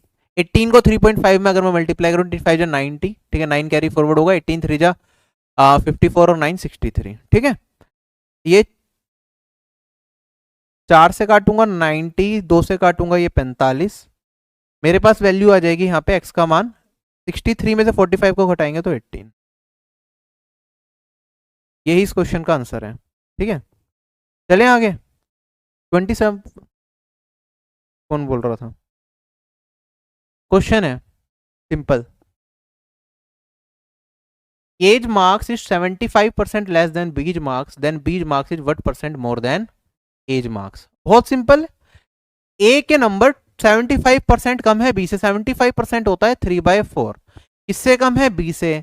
तो अगर बी के मार्क्स को मैं 4 मान लूं, डिनोमिनेटर वाले जिससे कंपेयर करते हैं उसे मान लेते हैं, तो ए के मार्क्स क्या है, 3 रेशियो कम है, मतलब ये कितने हो जाएंगे, ए के मार्क्स हो जाएंगे 1। हमें बताना है बी के मार्क्स कितने प्रतिशत ज्यादा है ए के नंबर से। तो अगर ए से कंपेयर करूं तो ए से तो बी के नंबर 3 रेशियो ज्यादा है, तो कितने परसेंट ज्यादा होंगे, 3। किससे कंपेयर कर रहे हैं, 1 से, इनटू में 100%, और ये वाली वैल्यू क्या आ गई, 300%। सिंपल, इसके लिए कोई ट्रिक याद करने की जरूरत नहीं है, कुछ ट्रिक्स भी कराई जाती है कई बार इसके लिए, बट वो कंफ्यूजन ही क्रिएट करती है। एग्जाम में बेसिक से करो, खत्म करो। ठीक है, क्वेश्चन है मेरे पास ये, if the price of an article is increased by 12.5%, then how much percent should the new price be reduced to bring it down to 90% of its original price। एक वस्तु के अगर हम मूल्य को इंक्रीज कर दें 12.5% से, तो हमें यह बताना है जो नया प्राइस होगा उसे कितना रिड्यूस करना चाहिए जिससे कि वो ओरिजिनल प्राइस के भी 90% के बराबर हो। ठीक है, तो हम यहां पे देखेंगे 12.5% होता है 1/8, तो मैं कहूंगा old price versus new price. पहले 8 था, मैंने 1/8 से बढ़ाया, तो इसका 1/8 कितना होगा, एक, तो नया प्राइस कितना हो जाएगा, 9। ठीक है, अब आगे कहता है नए प्राइस को कितना घटा दें जिससे कि जो मेरा जो प्राइस है वो पुराने प्राइस का भी कितना हो जाए, 90%। अगर इसका 90% निकालूंगा मैं तो क्या हो जाएगा, वो 9 इंटू में 8 72 7.2 होगा। तो ये वाली वैल्यू को कितना घटाया जाए कि ये इतना बन जाए, आप देखेंगे ये 9 से कितना कम है, 1.8 कम है। कितने परसेंट घटाना पड़ेगा, 1.8 डिवाइडेड बाय 9 इंटू में 100, तो आप कह सकते हैं ये आ जाएगा 20%। वरना आप डायरेक्टली भी सोच सकते थे कि भैया ये 18 है, ठीक है, 9 इंटू 2 18 होता है, तो 0.2 कितना होगा, 1.8 होगा। ठीक है, परसेंटेज में 0.2 को लिखूंगा तो कितना हो जाएगा, 20% हो जाएगा। डायरेक्टली भी ऐसे सोच सकते हैं। चलें आगे। A is 60% less than B and C is 60% of the sum of A and B, then by what percent is B greater than C? फटाफट से करो। बहुत अच्छे जानवी, रघुवीर बहुत अच्छे, sorry Raghvinder, MD Wasim very good. A 60% कम है किससे, बी से, तो ए और बी को अगर कंपेयर करूं 60% होता है 3/5, तो बी अगर 5 होगा तो 3 घटा दूंगा तो ए का मान हो गया 2। C is 60% of the sum of A and B, तो सी को लिखा मैंने और ए और बी को लिखा। 60% है, 60% मतलब 3/5, तो अगर ये 5 होगा तो ये मेरे पास क्या होगा, 3 होगा। हमें बताना है बी कितने प्रतिशत ज्यादा है सी से, तो बी और सी को कंपेयर करना है, मेरा टारगेट ये है। सबसे पहले तो देखो कॉमन चीजें क्या है, रेशियो को इक्वेट कैसे करेंगे। यहाँ पे ए बी दे रखा है, यहाँ पे ए प्लस बी दे रखा है। अगर मैं ए प्लस बी की बात करूं, यहाँ पे ए प्लस बी कितना होगा, अगर सम कर दूं 7 रेशियो है, यहाँ पे ए प्लस बी 5 रेशियो, तो इन्हें इक्वेट करना पड़ेगा। इक्वेट करने के लिए मुझे क्या करना पड़ेगा, इसके अंदर तो मुझे 5 से मल्टीप्लाई करना पड़ेगा ये वाला, और इसके अंदर 7 से मल्टीप्लाई करना पड़ेगा। आप देखेंगे ए प्लस बी यहाँ पे भी 35 हो जाएगा अब, और ए प्लस बी 7 और 5 35 हो जाएगा। ठीक है, रेशियो मैंने क्या कर दिया, इक्वेट कर दिया। मुझे किस किस को कंपेयर करना था, मुझे बी और सी को कंपेयर करना है। तो बी कितना बना, 5 इंटू 5, बी बना 25, और सी कितना बना मेरा, 7×3 = 21। हमसे पूछा है बी कितने प्रतिशत अधिक है सी से, तो बी को कंपेयर करना है सी से, तो 4 अधिक है सी से, तो कितने परसेंट हो गया, 4/21 गुना में 100। ठीक है, अब मुझे इतना तो पता है भैया, जब मैं सोल्व करूंगा डिनोमिनेटर में, क्योंकि 4 पूरा 21 को कोई काट नहीं पाएगा 100 और 4 में से, तो डिनोमिनेटर में 21 तो आएगा आएगा। ये नहीं हो सकता, ये नहीं हो सकता, ये नहीं हो सकता, ये होगा, खत्म। कोई कैलकुलेशन नहीं करनी यहाँ पे, हमने 21 देख लिया, मुझे पता नहीं कटेगा, तो जो भी आंसर होगा उसके डिनोमिनेटर में 21, जो भी ऑप्शन होंगे अगर उसमें ऐसा दे रखा है डिनोमिनेटर में 21 तो आंसर मिल जाएगा। पॉइंट में जा रहा होता तो हमें वेरीफाई करना पड़ता। चलें आगे। क्लियर है, ऐसे क्वेश्चन एग्जाम में बहुत मिलते हैं जो डायरेक्टली इतने हो जाते हैं, कैलकुलेशन की नीड नहीं होती। तो लिख देता हूं,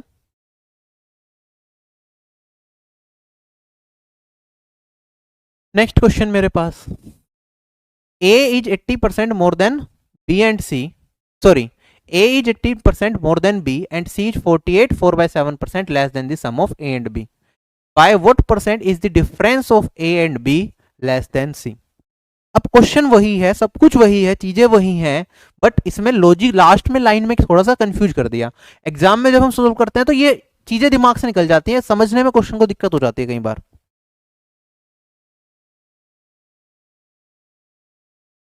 बहुत अच्छे सी जिन्होंने करा था पिछले क्वेश्चंस का, क्या आएगा आंसर,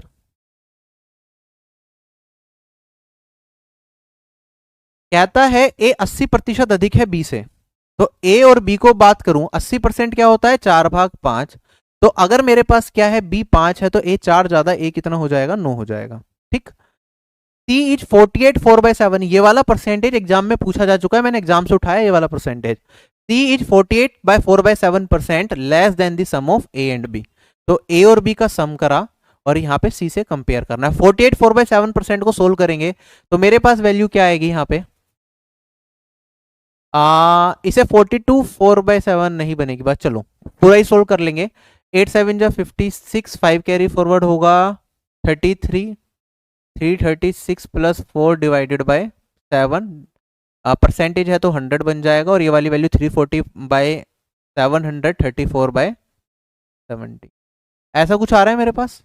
ठीक है, तो ए बी सी क्या है, इतने प्रतिशत कम है ए और बी से, तो मैं कहूंगा ए और बी अगर ये इतना है तो सी क्या होगा, इतना कम होगा। तो ए और बी को अगर मैं 70 मान लूं तो मेरे पास सी कितना होगा, 34 कम होगा। इसमें से 34 को घटा दो तो ये वाली वैल्यू क्या आएगी, 36। कई बार जल्दबाजी में हम क्या कर देते हैं एग्जाम में, इसे 34 लिख देते हैं, जो कि गलत हो जाता है। इस चीज को ध्यान रखना पड़ेगा। ये क्या होगा मेरे पास, 36 होगा। आप चाहें तो इसे 2 से काट भी सकते हैं। अगर मैं इसे 2 से काट दूंगा तो 18/35 आएगा, वरना 70 ऐसे रहने देना चाहते हो ऐसे रहने दो। अगर मैं आगे देखता हूं, यहाँ पे a प्लस बी फिर से दे रखा है, यहाँ पे भी a और b ही दे रखा है, तो इनका सम यहाँ पे 14 रेशियो है, यहाँ पे 70 है। कितने गुना है, क्या ये इसका 5 गुना है? तो यहाँ पे मुझे रेशियो को मेंटेन करने के लिए पूरे में 5 से गुना करना पड़ेगा। कंपेयर क्या करना था मुझे, a और b का डिफरेंस कितना कम है c से। c कितना है मेरे पास, c तो मेरे पास सीधा सीधा दिख रहा है यहाँ पे भैया 36 है, और a और b का डिफरेंस निकालना है। यहाँ पे 9 है, 5 है, कितना आ गया 4 रेशियो, 5 से मल्टीप्लाई करे थे तो a और b का डिफरेंस कितना हो गया 4 × 5, ये हो गया 20। क्या यही वैल्यू आएगी? अगर रेशियो निकाल लूं मैं आपका, ये किससे कट रहा है, हमसे पूछा है ए और बी, सी से कितना कम है, सी से कंपेयर करके बताना है। 4 से काट लो तो ये मेरे पास होगा 5, और ये वाली वैल्यू आएगी मेरे पास 9। 4 रेशियो कम है तो 4/9 इंटू में 100%, ये आ जाएगा 44.44%। क्लियर? ये देखने में आपको आसान लग सकता है, ये अपने आप में एक बहुत अच्छा क्वेश्चन है।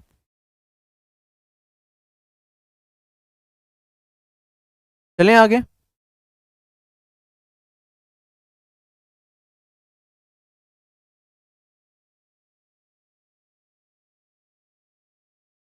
बी को 100 मान के, बी को 100 मानते तो आप को आपको कितना मानना पड़ता, 180 मानना पड़ता। बात वही थी, रेशियो निकालते तो यही रेशियो आ जाता। ठीक है, तो हमें जब परसेंटेज में दे रखा है तो हम रेशियो की टर्म्स में सोच लेंगे तो ज्यादा आसान रहेगा हमारे लिए। ठीक है, हाँ बाद में रिकॉर्डिंग अवेलेबल रहेगी, हर क्लास की रिकॉर्डिंग अवेलेबल रहती है बाद में। चलो नेक्स्ट क्वेश्चन हमारे पास, if a number is 60% more than that of the second number and the second number is 25% less than that of the third number, then find how much percent is the 80% of the third number is less than that of the first number। जो मेरा number है पहला वो 60% ज्यादा है second number से, तो second number को अगर 5 मान लूं, 60% 3/5 होता है तो ये 8 हो जाएगा, डायरेक्टली लिखेंगे। अब थोड़ा थोड़ा स्पीड ऐसी बढ़ेगी हमारी। And the second number is 25% less than that of the third number, तो अगर मैं थर्ड नंबर को 4 मान लूं तो सेकंड नंबर क्या हो जाएगा, 3 रेशियो हो जाएगा, 20% कम। हमें बताना है 80% ऑफ द थर्ड नंबर कितना कम होगा फर्स्ट नंबर से। तो सबसे पहले तो रेशियो इक्वल करेंगे, यहाँ पे 5 है बी और यहाँ पे 3 है, तो यहाँ पे 3 से गुना और यहाँ पे 5 से गुना, तो ये मेरे पास 24 आया, ये मेरे पास 15 आया, ये वाली वैल्यू मेरे पास 15 और ये वाली वैल्यू मेरे पास 20 आई। 80% ऑफ द थर्ड नंबर, इसका 80% निकालूंगा। 80% होता है 4/5, 20 से मल्टीप्लाई करूंगा तो ये आ गया 16। ये कितना कम है फर्स्ट नंबर से, पहला नंबर है मेरा 24, कितना कम हो गया, 24 से 16 8 कम है, कितने परसेंट कम हो गया, 8/24 इंटू में 100%, तो 1/3 इंटू में 100, 33.33%। क्लियर है क्वेश्चन? सिंपल क्वेश्चन बट थोड़ा सा घुमा के, बिल्कुल इजी वे में नहीं पूछा। अब एक और सिंपल क्वेश्चन है फिर हम आगे बढ़ेंगे। ए की इनकम 25% कम है बी की इनकम से, और बी की इनकम 113.6% ज्यादा है सी की इनकम से। तो हमें बताना है कि अगर ए की इनकम 80,100 रुपीज है तो सी की इनकम क्या होगी। कंप्यूटर की पीडीएफ डाली गई है अवधेश, ठीक है, आज ही टेलीग्राम चैनल पे पोस्ट डाला, वहां से आप डाउनलोड कर सकते हैं।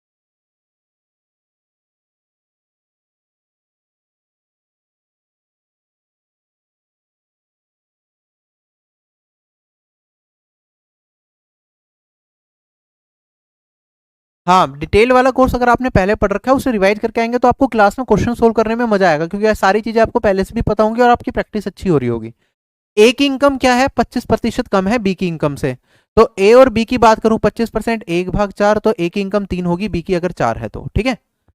बी की इनकम 113.6% ज्यादा है सी की इनकम से। अब 113.6 अगर मैं इसे 100 की टर्म्स में भी ब्रेक करूं तो ये 13.6 तो मैंने कभी पढ़ा नहीं है परसेंटेज में, तो कुछ फायदा नहीं होगा मुझे। तो मैं डायरेक्टली लिखता हूं कि मैं कैसे कंपेयर करूंगा बी की इनकम और सी की इनकम। सी की इनकम को अगर 100 मान लो तो ए की बी की इनकम कितनी होगी, 113.6% ज्यादा, तो ये होगी 213.6। क्या ये चीज क्लियर होगी? कुछ लोग यहाँ पे 113.6 कर दिए होंगे, वो गलत है।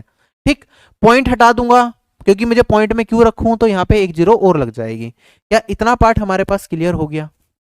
ए की इनकम मुझे दे रखी है और हमें सी की इनकम बतानी है, तो हम चाहें तो यहाँ पे रेशियो इक्वल कर सकते हैं। रेशियो इक्वल करने के लिए हम क्या कर सकते हैं, देखो बी की इनकम यहाँ पे 4 है और यहाँ पे इतनी दे रखी है, ठीक है। ये 4 से मुझे पता है पूरा का पूरा कटेगा क्योंकि लास्ट की 2 डिजिट 4 से कट रही है, तो नंबर मेरा 4 से कटता है। तो मेरे पास कितने गुना जा रहा है, आप 4 से डिवाइड करके देखो।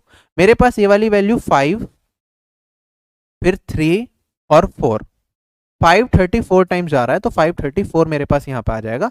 इधर मल्टीप्लाई कर दिया तो रेशियो इक्वल हो गया। ए की इनकम इतनी है, ए की इनकम कितने रेशियो हो गया, 3 इंटू में 534 रेशियो, ये किसके बराबर हो गया, ये वाली वैल्यू मेरे पास बराबर हो गई 80100 के 80। हमें वैल्यू बतानी है 1000 रेशियो की क्या होगी, ठीक है। सोल्व करके हमें अपना आंसर बताना है। यहाँ पे हमें 4 ऑप्शंस भी दे रखे हैं। क्या वैल्यू आएगी हमारे पास, फटाफट से बताओ, कैसे काटेंगे इसे?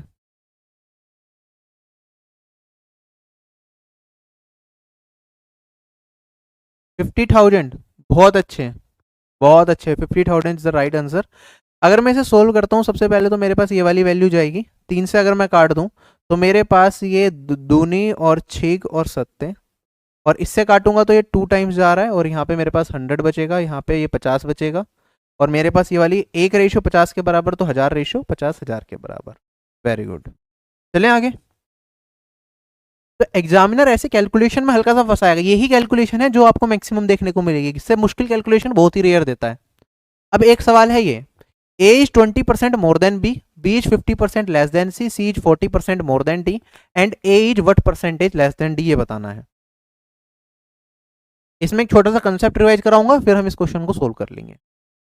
जब भी मुझे क्या दे रखा हो, कंपेरिजन ए का बी के साथ, बी का सी के साथ, सी का डी के साथ, 4 लोग हैं मेरे पास, A B C and D. कौन है मेरे पास, ए है, बी है, सी है और डी है। इन चारों लोगों में कंपैरिजन कर रखा है, पहले ए का बी के साथ, बी का सी के साथ, सी का डी के साथ। अगर ऐसा कुछ दे रखा हो तो मैं चारों का रेशियो डायरेक्टली निकाल सकता हूं। वो कैसे निकालते हैं, उसके लिए पहले हम क्या रखेंगे, मैं ए और एक सीक्वेंस में लिखूंगा, ए के बाद बी, बी के बाद सी, सी के बाद डी, ये सीक्वेंस फॉलो होना चाहिए। मैंने लिखा ए रेशियो बी, क्या है, ए 20% ज्यादा है बी से, तो बी अगर 5 होगा तो ए कितना हो जाएगा, 6 हो जाएगा। फिर क्या है, बी 50% कम है सी से, तो बी और सी को कंपेयर करेंगे। सी अगर मेरे पास 3 है, 2 है, तो ये 50% कम, ये कितना हो जाएगा, 1 हो जाएगा। फिर सी इज 40% मोर देन डी, तो सी और डी को कंपेयर कर रहा हूं, 40% ज्यादा है सी डी से, तो ये हो जाएगा, अगर ये 5 है तो ये कितना हो जाएगा, 40% ज्यादा 7, क्या यही रेशियो बनेंगे? अब देखो जब मैंने ये लिखा, ये ऑर्डर ध्यान रखना, ए के बाद बी आया, फिर बी यहाँ पे, फिर सी आया, फिर यहाँ पे, ये जिगजैग बन रहा है, A B B C C D, ठीक है। इस केस में अगर मुझे इंडिविजुअल रेशियो निकालने हो तो क्या होता है, सबसे पहले मैंने क्या देखा, ए को देखा, ए का क्रैंच सिर्फ यहाँ पे है, इसके बाद ए कहीं नहीं आ रहा, तो ए को मैंने ये वाला टर्म देखा, कहीं नहीं आ रहा तो इसके नीचे की सारी टर्म्स मैं लिख दूंगा। तो ए रेशियो क्या होगा, 6 इंटू 1 इंटू 7। इस क्वेश्चन के लिए मुझे पूरा निकालने की जरूरत नहीं है, वो मैं बताऊंगा अभी आपको। अगर मुझे बी निकालना है तो बी के लिए हम क्या करेंगे, आप देखो बी सबसे पहले कहां पे आ रहा है, बी सबसे पहले आ रहा है यहाँ पे, जहां पे पहला क्रैंच हो उसके ऊपर की सारी टर्म्स लेते हैं। फिर मेरा बी है यहाँ पे, लास्ट में यहाँ पे आ रहा है, तो इसके नीचे की सारी टर्म्स लेंगे। तो मेरे पास यहाँ पे बी होगा 5 इंटू 1 इंटू में 7 रेशियो। अगर मैं सी की बात करूं, सी यहाँ पे आ रहा है मेरा, तो मेरे पास वैल्यू क्या होगी, ठीक है, सबसे पहली बार यहाँ पे आ रहा है, फिर यहाँ पे, तो सी इसके ऊपर की सारी टर्म्स, और फिर यहाँ पे आ रहा है तो इसके नीचे की सारी टर्म्स, तो सी होगा मेरे पास 5 इंटू 2 इंटू में 7। और डी की अगर मैं बात करूं तो डी सिर्फ यहाँ पे आ रहा है, फर्स्ट एक्रेंस है, इसके ऊपर की सारी टर्म्स ले लेंगे, नीचे तो कुछ है नहीं, तो मेरे पास ये 5 इंटू 2 इंटू में 5, ये सीक्वेंस मेंटेन रखना है। इसमें अगर और भी टर्म्स आगे आते थे, डी रेशियो ई रेशियो एफ, तो हम इस तरीके से करते हैं। मैंने ये सारी चीजें निकाल के आपको समझाई हैं सिर्फ, लेकिन हमसे क्वेश्चन में किसे कंपेयर करना था, हमें सिर्फ ए और डी को कंपेयर करना था। तो ए निकालना था, तो मुझे पता है ए के लिए क्या आएगा, पहली बार बस यहाँ पे आ रहा और कहीं नहीं आ रहा, तो इसके नीचे की सारी टर्म्स, तो ए है मेरे पास 6 इंटू 1 इंटू में 7। और अगर मैं बात करूं डी मेरे पास क्या है, डी सिर्फ यहां पे आ रहा है, तो इसके ऊपर की सारी मतलब 5 2 और 5, 5 इंटू 2 इंटू में 5। क्या पूछा है मुझसे, मुझसे पूछा है कि ए कितने प्रतिशत कम है डी से कंपेयर करना है ए को। अब देखो यहाँ पे अगर मैं कैलकुलेशन करता हूं, मैं चाहूं तो यहाँ पे 2 से काट भी सकता हूं, मैंने 2 से काटा तो 3 आएगा, ये आएगा मेरे पास 21 और ये आएगा मेरे पास 25। या तो मैं ऐसे करूं कि इसका डिफरेंस निकाल लूं फिर सोल्व करूं, वरना जब भी मुझे जिस भी चीज से कंपेयर करना होता है मुझे पता हो 100 बना के कंपेयर करते हैं, तो 25 में क्या गुना कर दूं कि 100 बन जाए। आप कहेंगे चल 4 से गुना करेंगे 100 हो जाएगा, इसमें 4 से गुना करूंगा 100 हो जाएगा, और यहाँ पे डिफरेंस देखूंगा 16, तो ये कितने प्रतिशत कम हो गया इससे 100 से, ये 16% कम हो गया। ए 16% कम है किससे, डी से, डायरेक्टली हम देख सकते हैं। वरना मैं इसे ऐसे देख सकता था, मैं कहता भैया ये 25 से 4 कम है, ठीक है, 25 को 100 बनाने के लिए 4 से गुना करना पड़ेगा, तो 4 को भी 100 बनाने के लिए, सॉरी 25 में 4 से गुना कर रहा हूं मैं, इसमें भी 4 से गुना कर रहा हूं, तो इसमें भी 4 से गुना करना पड़ेगा, तो मेरे पास डायरेक्टली आएगा भैया ये 16% क्या होगा, ए कम होगा किससे, डी से। क्या ये चीज भी समझ में आ गई, इस तरीके से देखना, सारे नजरिए समझते चलो, एग्जाम में आपको काफी ज्यादा मदद मिलेगी।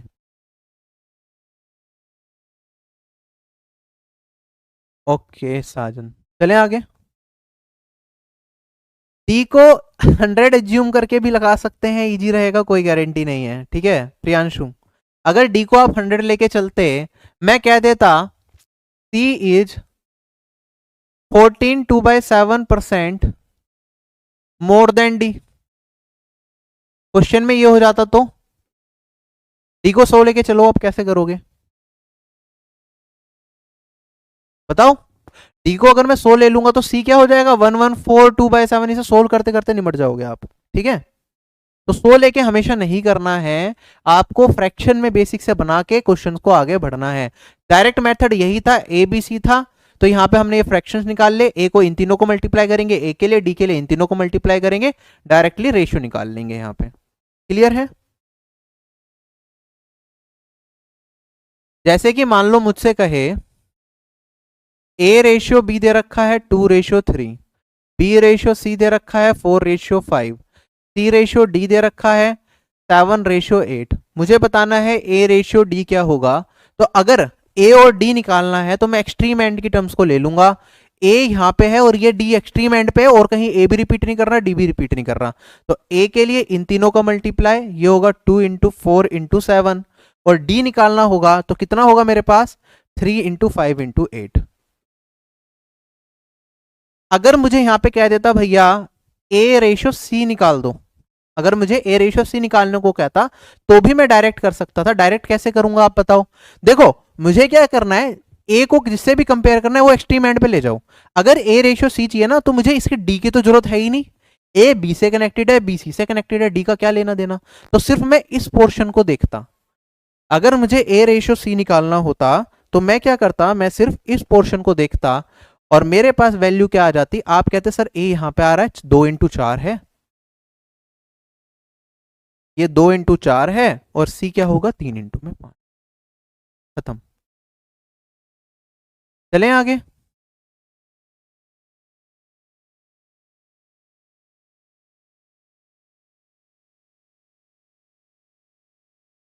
नेक्स्ट क्वेश्चन हमारे पास करिए इसे।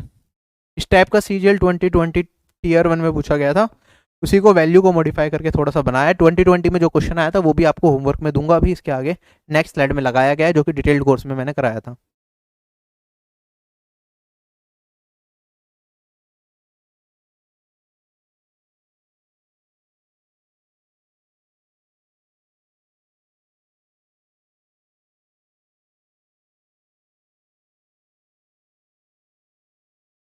रेशियो इक्वल करना हमें आना चाहिए, कैसा भी एग्जामिनर सवाल बना सकता है, जरूरी नहीं है एग्जामिनर बहुत ही सिंपल क्वेश्चन देगा। हमें हमारे लॉजिक को कि हमारे कंसेप्ट क्लियर है नहीं है, एग्जामिनर हर तरीके से देखिएगा। अब जैसे यहाँ पे कहा the income of A is 30% less than the income of B, तो क्योंकि जब 3 लाइन का क्वेश्चन होता है तो मैं पूरा क्वेश्चन पढ़ के क्वेश्चन को सोल्व नहीं करता, मैं या तो इसे लास्ट के लिए छोड़ता हूँ या फिर साथ के साथ सोल्व करना स्टार्ट करता हूँ। तो मैं इसे फ्रैगमेंट्स में ही सोल्व करता चलूंगा। मैंने कहा ए की इनकम क्या है 30%, बी की इनकम से कम है तो ये 10 है, तो ये मेरे पास 7 हो जाएगी। ठीक, फिर कहता है जो सी की इनकम है 60% है sum of the income of A and B, तो ए और बी की जो इनकम है, सी की इनकम क्या हो जाएगी इसकी 60%, मतलब ये 5 है तो ये वाली इनकम कितनी हो जाएगी मेरे पास 3 हो जाएगी, 60% ले ली मैंने। Income of D is 40% more than the income of C. ठीक है, जो सी की इनकम है इसका भी क्या है 40% ज्यादा है, डी की इनकम तो ये 5 होगा और ये 7 होगा। हमारा दिमाग कम से कम ये रेशियो डायरेक्टली लिख पाना चाहिए, अदरवाइज हम कंपटीशन से पीछे चल रहे हैं। ठीक, आगे क्या आता है the difference between the incomes of B और डी, बी और डी की इनकम का जो डिफरेंस है वो इतना दे रखा है, तो हमें बताना है ए की इनकम क्या रही होगी। सबसे पहली चीज जो मेरे दिमाग में आ सकती है इस क्वेश्चन को देख के कि भैया जब मैं ए रेशियो निकाल रहा हूं, क्या ए रेशियो 7 का मल्टीपल दिख रहा है, क्या दिख रहा है या नहीं दिख रहा? तो एक चांस हो सकता है, मैं गारंटी नहीं ले रहा अभी किसी भी चीज की, लेकिन मैं बस एक छोटी सी चीज बोल रहा हूं कि अगर ए रेशियो 7 का मल्टीपल दे रखा है, यहाँ पे इंटीजर वैल्यू है, तो चांस है मेरा जो ए का आंसर हो वो 7 का मल्टीपल हो। अगर आपको क्वेश्चन सोल्व करना नहीं आता, आपको लग रहा है टाइम नहीं है मेरे पास, सिर्फ 15 सेकंड बची है और इस क्वेश्चन का आंसर निकालना है, तो आप ये देख सकते हैं चारों ऑप्शन में से 7 का मल्टीपल कौन सा है उसके साथ जा सकते हैं, क्योंकि बेसिक से सोल्व करने में इसे अभी टाइम लगेगा, हो सकता है 30 सेकंड लगे, इतना करने के बाद भी 45 सेकंड लगे या 1 मिनट और लग सकती। पहली चीज ये चीज समझ में आई, तो मैंने रेशियो से थोड़ा देखा कि 7 का मल्टीपल, तो मुझे ये समझ में आया, तो इस ऑप्शन के होने के चांसेस तो सबसे कम है। ये क्या 7 से कट रहा है, 35, 45, 42 ये 7 से कट रहा है। क्या ये 7 से कट रहा है, 21, 15, 2 नहीं कट रहा। क्या ये 7 से कट रहा है, 63, 27 नहीं कट रहा है। एक ही ऑप्शन 7 से कट रहा है, तो इसके चांसेस थोड़े से ज्यादा होंगे सही होने के। मैं अभी इस पॉइंट पे ये चीज आइडेंटिफाई बिल्कुल नहीं कर रहा कि यही आंसर होगा, गारंटी नहीं ले रहा, लेकिन मुझे इतना दिख रहा है कि ये आंसर हो सकता है। ये कब मैंने वेरीफाई करना है, जब मेरे पास टाइम की कमी हो। ठीक, चलूं क्या आगे, वरना आप क्या रहोगे, रिस्क जोन में रहोगे। आपने इसे मार्क तो कर दिया, आपने सोल्व नहीं किया, बाई चांस कोई और आ जाता, या बाई चांस जब मैं निकालता कोई वैल्यू, एक रेशियो का मान निकालता, तो उसमें डिनोमिनेटर में 7 कहीं आ रहा होता, तो वो जब ए 7 रेशियो का मान निकालता तो कट जाता, 7 कट भी सकता है आगे जाके, इस चीज को भी इग्नोर नहीं करेंगे। चलूं आगे, तो फिक्स नहीं है लेकिन चांसेस थे, तो मैंने कहा ये ऑप्शन मेरा करेक्ट हो जाता। अब मैं आगे बढ़ता हूं, अब इस क्वेश्चन को सोल्व करता हूं। ए और बी, देखो ए बी है, यहाँ पे सी और ए बी है, क्या रेशियो इक्वेट किया जा सकता है इन दोनों का? तो आप कहेंगे सर बिल्कुल, ये 5 रेशियो है, ये कितना है 17 रेशियो, ए और बी। तो रेशियो इक्वेट करने के लिए क्या करेंगे, इसमें 5 से गुना और इसमें 17 से 17 से गुना। ठीक है, ये रेशियो इक्वल हो गया। अभी मैं आगे बढ़ रहा हूं, यहाँ पे ज्यादा कुछ देखेंगे नहीं इसमें। फिर मेरे पास क्या आया, यहाँ पे सी दे रखा है, सी कितना हो गया, देखो 17 है और 3 है, इन दोनों का रेशियो मेंटेन हो गया। 17 इंटू में 3 है, सी 51 है, और यहाँ पे सी कितना है 5 है, तो मुझे इसमें क्या मल्टीप्लाई करना पड़ेगा रेशियो मेंटेन करने के लिए, यहाँ पे 17 इंटू 3 मल्टीप्लाई करना पड़ेगा, और यहाँ पे रेशियो मेंटेन करने के लिए मुझे, क्योंकि यहाँ पे 5 है, 5 से मल्टीप्लाई करना पड़ेगा। अब इन दोनों का रेशियो मेंटेन कर दिया, लेकिन क्योंकि मैंने यहाँ पे 5 मल्टीप्लाई कर दिया तो इसका रेशियो बिगड़ जाएगा, तो इसमें भी 5 से मल्टीप्लाई करना पड़ेगा रेशियो मेंटेन करने के लिए। आप चाहें तो वेरीफाई कर सकते हैं। ए प्लस बी कितना आया मेरा, 17 इंटू 5 इंटू 5, यहाँ पे ए प्लस बी देखो 17 इंटू में 5 आ गया। सी रेशियो देखो यहाँ पे 3 इंटू 17 इंटू 5, सी रेशियो 5 इंटू 17 इंटू 3, क्या सारे के सारे रेशियो मेंटेन हो गए। गलती कहाँ होती है, यहाँ पे हमने ये दोनों रेशियो मेंटेन करे, ये दोनों मेंटेन करे, लेकिन जब ये वाला सेकंड वाला रेशियो मेंटेन करा, पहले वाला जो रेशियो बिगड़ रहा है उसे भी हमें सही करना पड़ेगा, तो इसमें जिससे मल्टीप्लाई करूंगा वो इधर भी मल्टीप्लाई करना पड़ेगा। क्या इतना पार्ट क्लियर हो गया?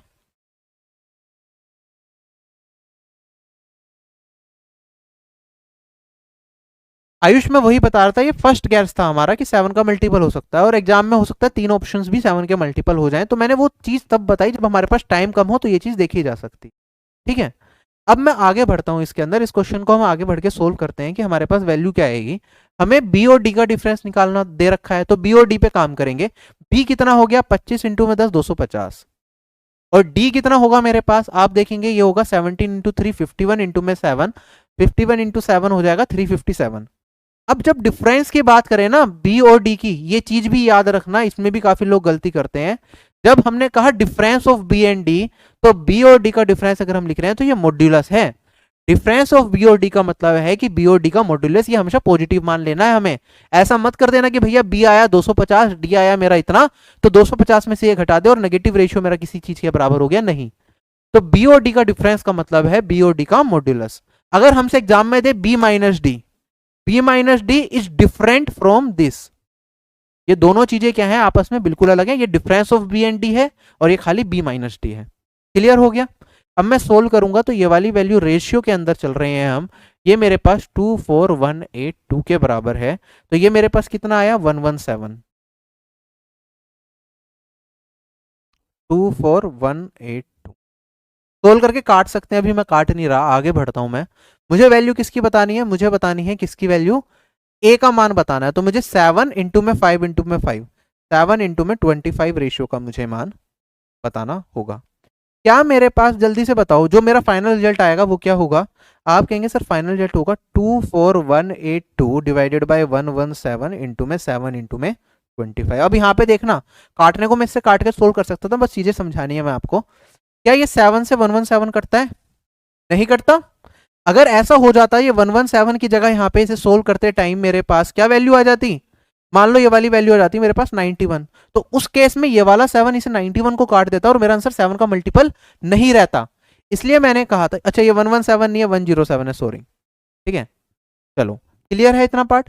तो मैंने कहा कि अगर ये 107 की जगह 91 होता, 91 तो 7 से कटता है इंटू 13 टाइम्स, तो मेरा आंसर 7 का मल्टीपल नहीं रहता। तो जब मैंने 7 के मल्टीपल वाली बात कही थी, मैंने कहा था गारंटी नहीं है अभी, ये बस एक एजम्पशन है कि हो सकता है कि 7 डिनोमिनेटर में मुझे कहीं ना मिले और मेरा आंसर आ जाए, पहली चीज। दूसरी चीज हमारे पास यहाँ पे हमने देखी कि अब हमारे पास मुझे यहाँ पे ये दिख रहा है कि 7 और 107 आपस में एक दूसरे को नहीं काट सकते, तो मेरा आंसर 7 का भी मल्टीपल होगा, 25 का भी मल्टीपल होगा। अगर मैं 7 और 25 के मल्टीपल की बात करूं, 7 के मल्टीपल से चेक करता हूं तो यही कट रहा है। 25 का मल्टीपल क्या होता है, 25 का 5 की पावर n का डिविजिबिलिटी रूल कहता है कि लास्ट की n डिजिट्स उस नंबर से कटेंगी, लास्ट की n डिजिट्स क्या करेंगी, उस नंबर से डिविजिबल होंगी। ऐसे ही 2 की पावर n का डिविजिबिलिटी रूल भी ये कहता है कि लास्ट की n डिजिट उससे डिविजिबल होंगी। तो 25 है, 5 की पावर 2, तो जो मेरा आंसर होगा वो लास्ट की दो डिजिट 25 से कटेंगी। लास्ट की दो डिजिट 25 से, ये 25 से कट रहा है, नहीं कट रहा, ये 25 से कट रहा है, नहीं कट रहा, तो या तो ये होगा या ये होगा, अगर 25 का डिविजिबिलिटी लगाता हूँ। अगर मैं 7 का डिविजिबिलिटी रूल लगाता हूं तो आप देखेंगे इन दोनों में से सिर्फ यही ऑप्शन करेक्ट होगा, तो ये आंसर हो जाएगा। अभी मैंने कैलकुलेशन नहीं करी, मैंने दो चीजें बताई आपको, ठीक। अगर मैं यहाँ पे दोबारा से यहाँ पे इसे सोल्व करता हूँ बेसिक से, यूनिट डिजिट से करने की कोशिश करूँ कि मेरे पास वैल्यू क्या आएगी, तो हम यूनिट डिजिट से भी एक बार देखते हैं कि मेरे पास क्या इसका रिजल्ट बन सकता है, ठीक। 7 में मैं किससे मल्टीप्लाई करूं कि मुझे लास्ट में 2 मिल जाए, फटाफट से बताओ। 7 में किससे मल्टीप्लाई की जाए कि 2 मिले लास्ट में। आप कहेंगे सर 7 की यूनिट डिजिट जो भी होगी इसे सोल्व करने के बाद वो मेरे पास 6 आएगी। अगर 6 आएगी तो यहाँ पे 5 इंटू 6, ये तो 0 दे देगा, तो जो भी मेरे पास आंसर होगा इस क्वेश्चन को सोल्व करने के बाद उसकी लास्ट डिजिट तो मेरे पास 0 आएगी ही आएगी। ये चीज देखी जा सकती है। ऑल्दो यहाँ पे चारों ऑप्शंस में 0 है तो ये चीज हमारी यहाँ पे काम नहीं करेगी, ठीक है। बाकी जो भी मैं इसे सोल्व करूंगा तो लास्ट में 6 आएगा। आप काट के देख लो, ये पूरा का पूरा कटना ना चाहिए। 2 से काटूंगा तो मेरे पास वैल्यू कितनी आएगी, 214 आएगी यहाँ पे, ठीक है। तो फिर मेरे पास 27 बचेगा, 278, फिर 2 से जाएगा,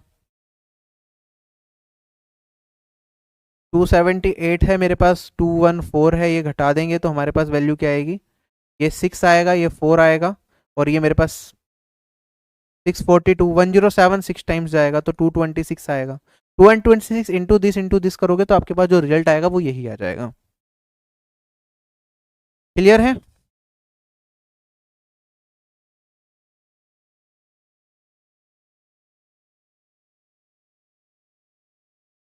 इकोनॉमिक्स की एक ही क्लास में 7 घंटे की क्लास हो जाएगी, काफी बड़ा हो जाएगा, तो पार्ट वाइज हमने डालने का प्लान किया है, ठीक है। चलें आगे। बाकी एप्लीकेशन पे भी डाली हुई है सातों की सातों क्लास, आप वहां से डायरेक्टली देख सकते। ये क्वेश्चन होमवर्क का, ये सीजीएल 2020 टीयर 1 में आया था, इसी की वैल्यू चेंज करके हमने थोड़ा सा बेटर सवाल बनाने की कोशिश करी mains specific. Sir tier 2 maths के लिए क्वेश्चंस कौन से चैप्टर कितने क्वेश्चन कौन से चैप्टर से आएंगे अजय गुप्ता, ये मैं ऑलरेडी बता चुका हूँ। जो स्ट्रेटेजी वीडियो थी उसमें सब कुछ बताया था कि क्या चैप्टर के कितने क्वेश्चन आ सकते हैं, क्या वेटेज रह सकती है, वो सारी चीजें। अब मेरे पास सवाल है ये, a plus 10% of 345 is 15% more than a percent of 360, then 20% of a plus 40 is what percent more than 10% of a। Question बहुत सरल है, लेकिन एग्जाम में गलती हो जाती है, सिली मिस्टेक हो जाती है, घबरा जाते हैं अगर पहले ऐसा क्वेश्चन ना करा हो। इसलिए हम इसे देखेंगे कैसे करना है। साथ साथ चलो, a प्लस 10% ऑफ 345, तो a प्लस मैं लिख रहा हूं बस, a प्लस 10% ऑफ 345, ऑफ की जगह मैंने मल्टीप्लाई लिख दिया बस, इज 15% मोर देन, इज का मतलब इक्वल्स टू, ये क्या है 15% ज्यादा है किससे, a परसेंट ऑफ 360। तो a परसेंट ऑफ 360 15% ज्यादा का मतलब क्या हो गया, अगर ये वाली वैल्यू 100 है तो इसका 115% ये होगा, तो यहाँ पे क्या हो जाएगा 115%, जिसे आप चाहे तो परसेंटेज में रखना चाहो परसेंटेज में, वरना 115 भाग 100 लिख सकते। क्या ये वाली लाइन आपको समझ में आ गई? यहां से लेके यहां तक की लाइन लिखी है, बस ये लिखना आना चाहिए हमें। अगर ये लिख लिया तो आधा काम हमारा क्या हो गया, कंप्लीट हो गया। उसके बाद कहता है 20% of a plus 40 is what percent more than 10% of. ठीक है, ये सोल्व करना है, निकाल लेंगे, लेकिन हमें a की टर्म्स में दे रखा है, यहाँ पे एक इक्वेशन है, एक वेरिएबल है ये, तो a का मान हम यहाँ से निकाल सकते हैं। सोल्व करता हूं, परसेंटेज से मेरा परसेंटेज का सिंबल जाएगा। ठीक है, 115 से काटूंगा ये 3 टाइम का आएगा, 3 से इसे काटूंगा तो 120 बनेगा, 120 को 0 से 0 गया, ये 6 भाग 5 बनेगा, और अगर 5 को इधर मल्टीप्लाई कर दूं तो 5a प्लस 50, और इधर 6a बचेगा, और a का मान कितना आ गया मेरे पास 50 आ गया। अब a का मान 50 आ गया, आगे सोल्व करते हैं। 20% ऑफ a प्लस 40, तो 20% a प्लस 40 मतलब 50 भाग 40 90 है। Is what percent more than 10% of A, 10% of A निकालूंगा तो 10% ऑफ 50 निकालेंगे। इन दोनों को कंपेयर करना, ये वाली वैल्यू कितनी अधिक है इससे वो बताना है। तो कंपेयर करने के लिए हम सीधा रेशियो निकालेंगे, बाद में जो रिजल्ट बचेगा उसमें देख लेंगे कौन कितना अधिक या कौन कितना कम। परसेंट से परसेंट कटेंगे, 10 से काटूंगा तो ये आ जाएगा 2, 0 से 0 कट जाएगी मेरे पास, ये 5 बचा और ये 18 बचा। ये कितना अधिक है इससे ये बताना है। 5 में किससे गुना कर दूं, आप देखेंगे यहाँ पे कितना ज्यादा है, ये 13 ज्यादा है। 5 में किससे गुना कर दूं कि 100 बन जाए, क्योंकि इससे कंपेयर कर रहे हैं ना। तो आप कहेंगे सर इसमें 20 से गुना करूं तो 100 आएगा, तो यहाँ पे भी 20 और यहाँ पे भी 20, तो ये मेरा हो जाएगा 260। कितने प्रतिशत ज्यादा है ये वाली वैल्यू, 260% ज्यादा है। खत्म, चलें आगे। बहुत अच्छे, 260 जिनका आंसर आया, very good. Next question we have, ये होमवर्क में है, सीजीएल 2019 टीयर 2 में इस तरह का सवाल पूछा गया था, तो ट्राई कर लेना, मैंने डिटेल्ड कोर्स वाली क्लास में करा रखा है। ठीक है, अब हम थोड़े से हटके टाइप पे चलते हैं, अलग टाइप पे चलते हैं। ठीक है, अगर आप कोई भी एग्जाम दे रहे हो, जैसे सीजीएल का एग्जामिनेशन देना है आपने टीयर 2 का, तो वहां पे कितने नंबर का पेपर है, 390 मार्क्स का पेपर है टीयर 2 का, है ना, जिसके मार्क्स जुड़ेंगे। तो मैक्सिमम नंबर कितने आप स्कोर कर सकते हो, 390 स्कोर कर सकते हो। तो 390 क्या होगा मैक्सिमम, अगर परसेंटेज में पूछूं एक स्टूडेंट कितना स्कोर कर सकता है, क्या वो 100% ही स्कोर कर सकता है। तो 100% मार्क्स कितने होंगे मेरे पास टीयर 2 के लिए, टीयर 2 के लिए 100% मार्क्स हैं 390, और टीयर 1 के लिए अगर मैं 100% मार्क्स की बात करता तो 100% मार्क्स कितने होते हैं 200। तो जो मैक्सिमम मार्क्स होते हैं वही हमारे 100% मार्क्स भी कहलाते हैं। करा रखी है अमर सिंह, पीडीएफ प्रोवाइड आपको आज टेलीग्राम में पोस्ट डाला था, वो देखो उसमें बता रखा है कैसे आप डाउनलोड कर सकते हैं पीडीएफ कंप्यूटर की। नेक्स्ट क्वेश्चन हमारे पास,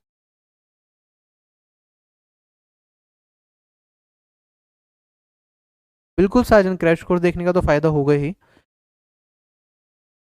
क्या आएगा इस क्वेश्चन का आंसर,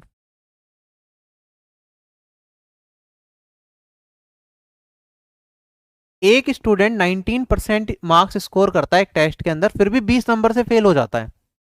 एक स्टूडेंट है जो 320 नंबर लेके आता है, फिर भी 80 नंबर से फेल हो जाता है। तो हमें बताना है पासिंग मार्क्स कितने हैं, टोटल मार्क्स कितने हैं, और पासिंग परसेंटेज।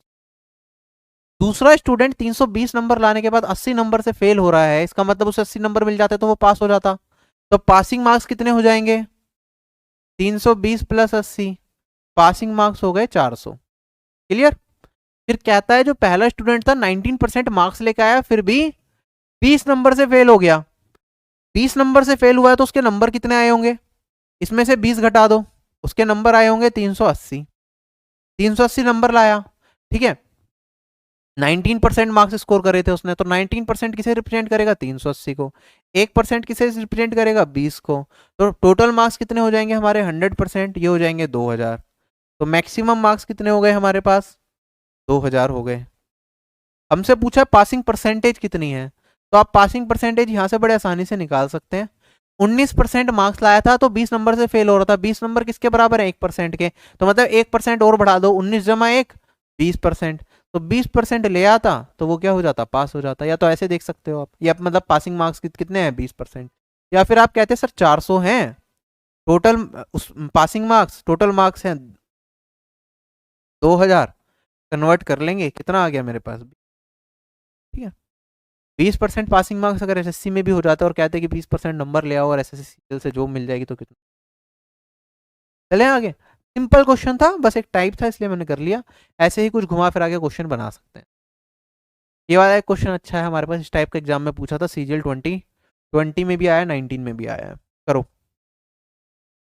बहुत अच्छे एमडी वसीम क्रम, वेरी गुड।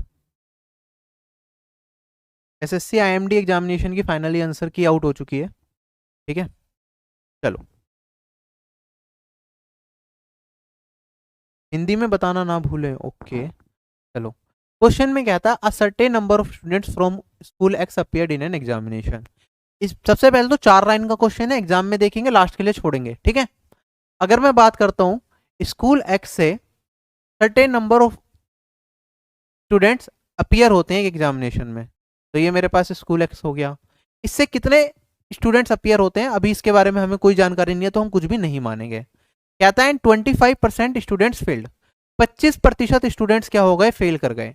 ठीक है, तो अगर मैं मान लूँ इसमें से 100 स्टूडेंट्स एग्जाम में अपीयर हुए हैं, 25% फेल कर गए, तो मेरे पास फेल कितने होंगे? 25 होंगे, और पास कितने होंगे मेरे पास? पास हुए होंगे 70। अब यहाँ पे मेरे पास दो चीजें आती हैं इस तरह के सवाल करते टाइम। 25%, क्योंकि इसे मैं कन्वर्ट भी कर सकता था फ्रैक्शन में, तो मैं 25% को 1/4 भी मान सकता था, और मैं ये भी कह सकता था कि मेरे पास स्कूल एक्स से मैं मान लेता हूँ 4 स्टूडेंट थे, जिसमें से कितने स्टूडेंट फेल कर गए? 1 फेल कर गया, 3 क्या हो गए? पास हो गए। अब ये कंफ्यूजन रहती है हमारे पास थोड़ी सी ना, कि परसेंटेज में 100 मान के करें या फिर रेशियो लेके करें। ठीक है, तो इस तरह के सवाल में पहला तो हमारी अप्रोच, जब इतना बड़ा सा सवाल होता है तो जनरली जब या तो कंपेयर हो, A ratio B ratio C ratio D, इस तरह का निकालना हो, तो हम रेशियो से ही करते हैं। जब इस तरह का सवाल आता है तो कई बार हम रेशियो से भी करते हैं, रेशियो की टर्म्स में भी चीजों को मान लेते हैं, और कई बार हम एक्स की टर्म्स में भी मान लेते हैं। मैंने ये 100 इसलिए माना है क्योंकि जब मैं सारे परसेंटेज को देख रहा हूं, यहाँ पे आप ध्यान से देखेंगे, यहाँ पे मेरे पास क्या है? परसेंटेज पहला था 25, फिर है 100, फिर है 75। क्या ये सारे के सारे वो परसेंटेज हैं जो जनरली हम जनरल यूज में सोल्व कर लेते हैं, जिसमें 100 मान के कर रहे होते हैं?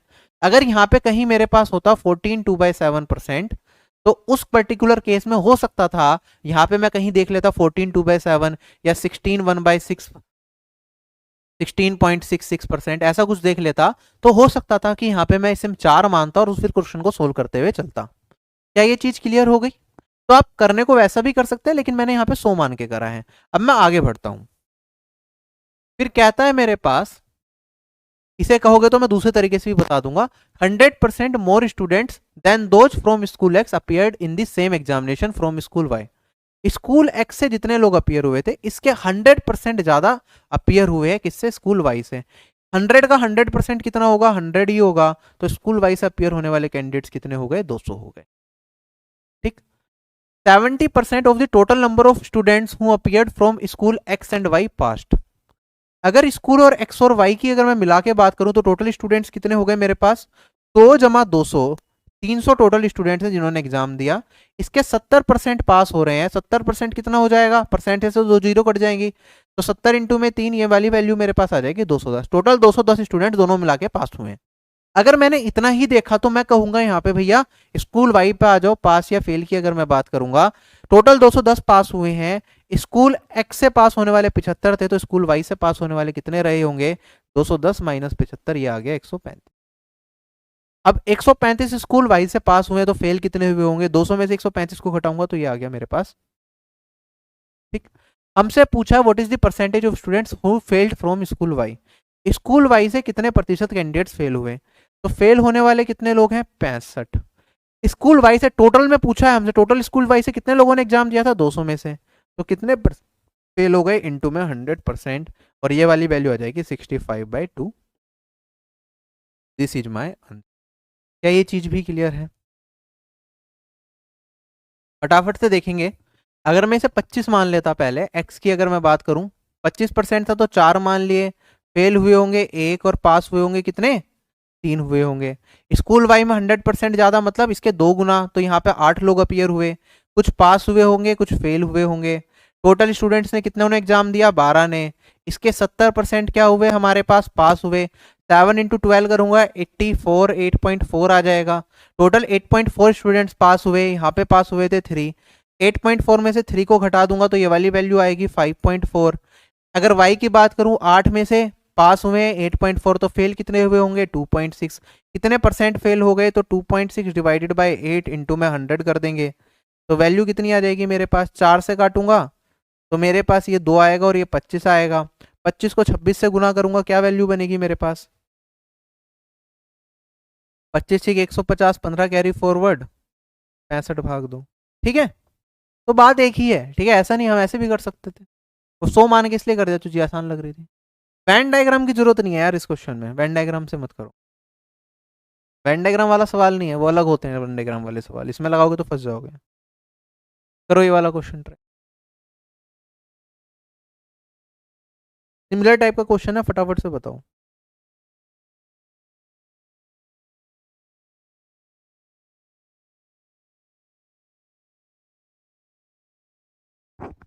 देखो कहता है एक क्लास है जिसमें परसेंटेज ऑफ स्टूडेंट जिन्होंने एग्जाम को पास किया है वो 50% है।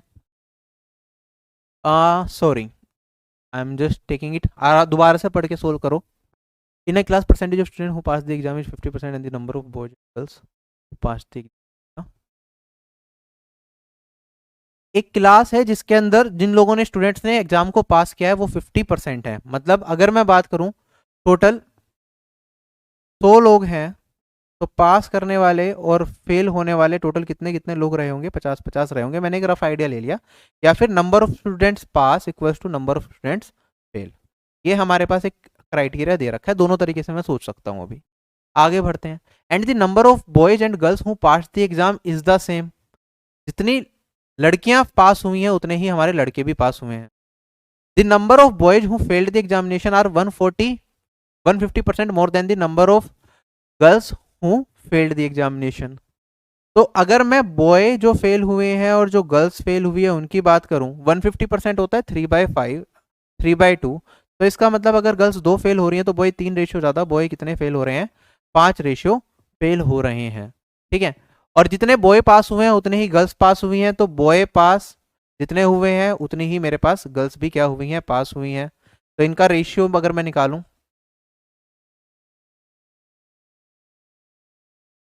ये 1:1 दे रखा है। ठीक है, हमें बताना है percentage of girls who failed out of total students. जितने भी टोटल स्टूडेंट्स थे उसमें कितने प्रतिशत गर्ल्स क्या हुई, फेल हो गई। अब ये थोड़ा अच्छा सवाल है, इसे बड़े ध्यान से देखेंगे अगर हम।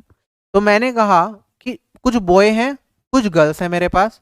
बॉय और गर्ल्स के पास होने का रेशियो दे रखा है, बॉयज और गर्ल्स का फेल होने का रेशियो दे रखा है। और लास्ट में मुझे ये भी पता है जो टोटल स्टूडेंट्स पास हुए हैं, जो टोटल स्टूडेंट्स फेल हुए हैं, टोटल स्टूडेंट्स पास और टोटल स्टूडेंट्स फेल, ये मेरे पास क्या है, बराबर है बिल्कुल। ठीक है, इक्वल है। तो अगर मैं बात करूं टोटल स्टूडेंट्स जो पास वाले हैं वो निकाल लेते हैं, बॉय जो फेल हुए गर्ल्स जो फेल हुए, इसे अगर 5x और इसे 2x मान लूं, तो मेरे पास यहाँ पे टोटल फेल स्टूडेंट्स कितने हैं, 5x प्लस 2x, ये हो गया 7x। अगर मैं बात करूं टोटल पास स्टूडेंट्स कितने हैं, इसे अगर मैं y मान लूं तो ये 1y और 1y, ये हो गया 2y। टोटल फेल स्टूडेंट्स और टोटल पास स्टूडेंट्स मेरे पास बराबर हैं, तो ये 1:1 होगा। और यहाँ से मैं x/y निकाल सकता हूँ। x/y मेरे पास कितना आ जाएगा, ये हो जाएगा मेरे पास 2:7। ठीक, तो मेरे पास y का मान अगर 7 रेशियो मान लिया जाए तो x का मान कितना होगा, मेरे पास 2 रेशियो होगा। अगर मैं हमसे पूछा है टोटल गर्ल्स जो फेल हुए हैं वो टोटल स्टूडेंट्स का कितना परसेंट है, तो गर्ल्स कितनी फेल हुई है मेरे पास 2x, तो ये मेरे पास कितना हो जाएगा 2 × 2। टोटल गर्ल्स जो फेल हुए वो है इतनी। ठीक है, टोटल अगर मैं स्टूडेंट्स की बात करूं, टोटल स्टूडेंट्स मेरे पास कितने आएंगे। ठीक है, जितने स्टूडेंट्स फेल हुए हैं उतने ही स्टूडेंट पास हुए हैं, तो टोटल स्टूडेंट्स जो फेल हुए हैं वो कितने हैं 7x। तो मतलब टोटल स्टूडेंट्स फेल होने वाले कितने हैं 7 × 2। जितने फेल हुए हैं उतने ही पास भी हुए हैं टोटल स्टूडेंट्स, ये हमें दे रखा है। तो 7 इंटू में 2 पास भी हुए होंगे। तो ये टोटल स्टूडेंट्स हैं, ये वो गर्ल्स हैं जो फेल हो गई। तो girls fails divided by total students, ये आ गया मेरे पास इतना, परसेंटेज में बताना है तो इंटू में 100%। तो ये होगा 4 और ये होगा मेरे पास 28 इंटू में 100। तो ये तो 1/7 बन गया। 1/7 कितना होता है? 14 2/। क्लियर? बहुत अच्छे।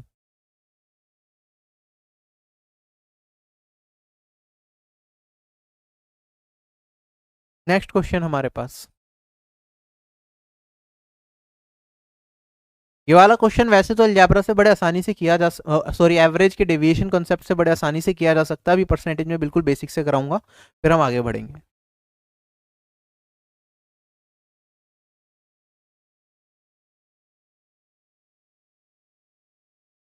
कहता है एक फैक्ट्री है जिसके अंदर टोटल 700 एम्प्लॉय हैं, ठीक है। जो मेल एम्प्लॉयज और फीमेल एम्प्लॉयज का रेशियो है वो 4:3 है। 4:3 मतलब 7 रेशियो किससे रिप्रेजेंट करेगा? 700 को रिप्रेजेंट करेगा। तो मेल और फीमेल एम्प्लॉयज की अगर मैं बात करूं तो ये कितना हो जाएगा? 400 और 3, ठीक है। कहता है they are 50% regular employees in a factory. इस एम्प्लॉय के अंदर 50% टोटल क्या है? रेगुलर एम्प्लॉयज हैं। तो टोटल रेगुलर एम्प्लॉयज कितने हो जाएंगे मेरे पास? 350 हो जाएंगे।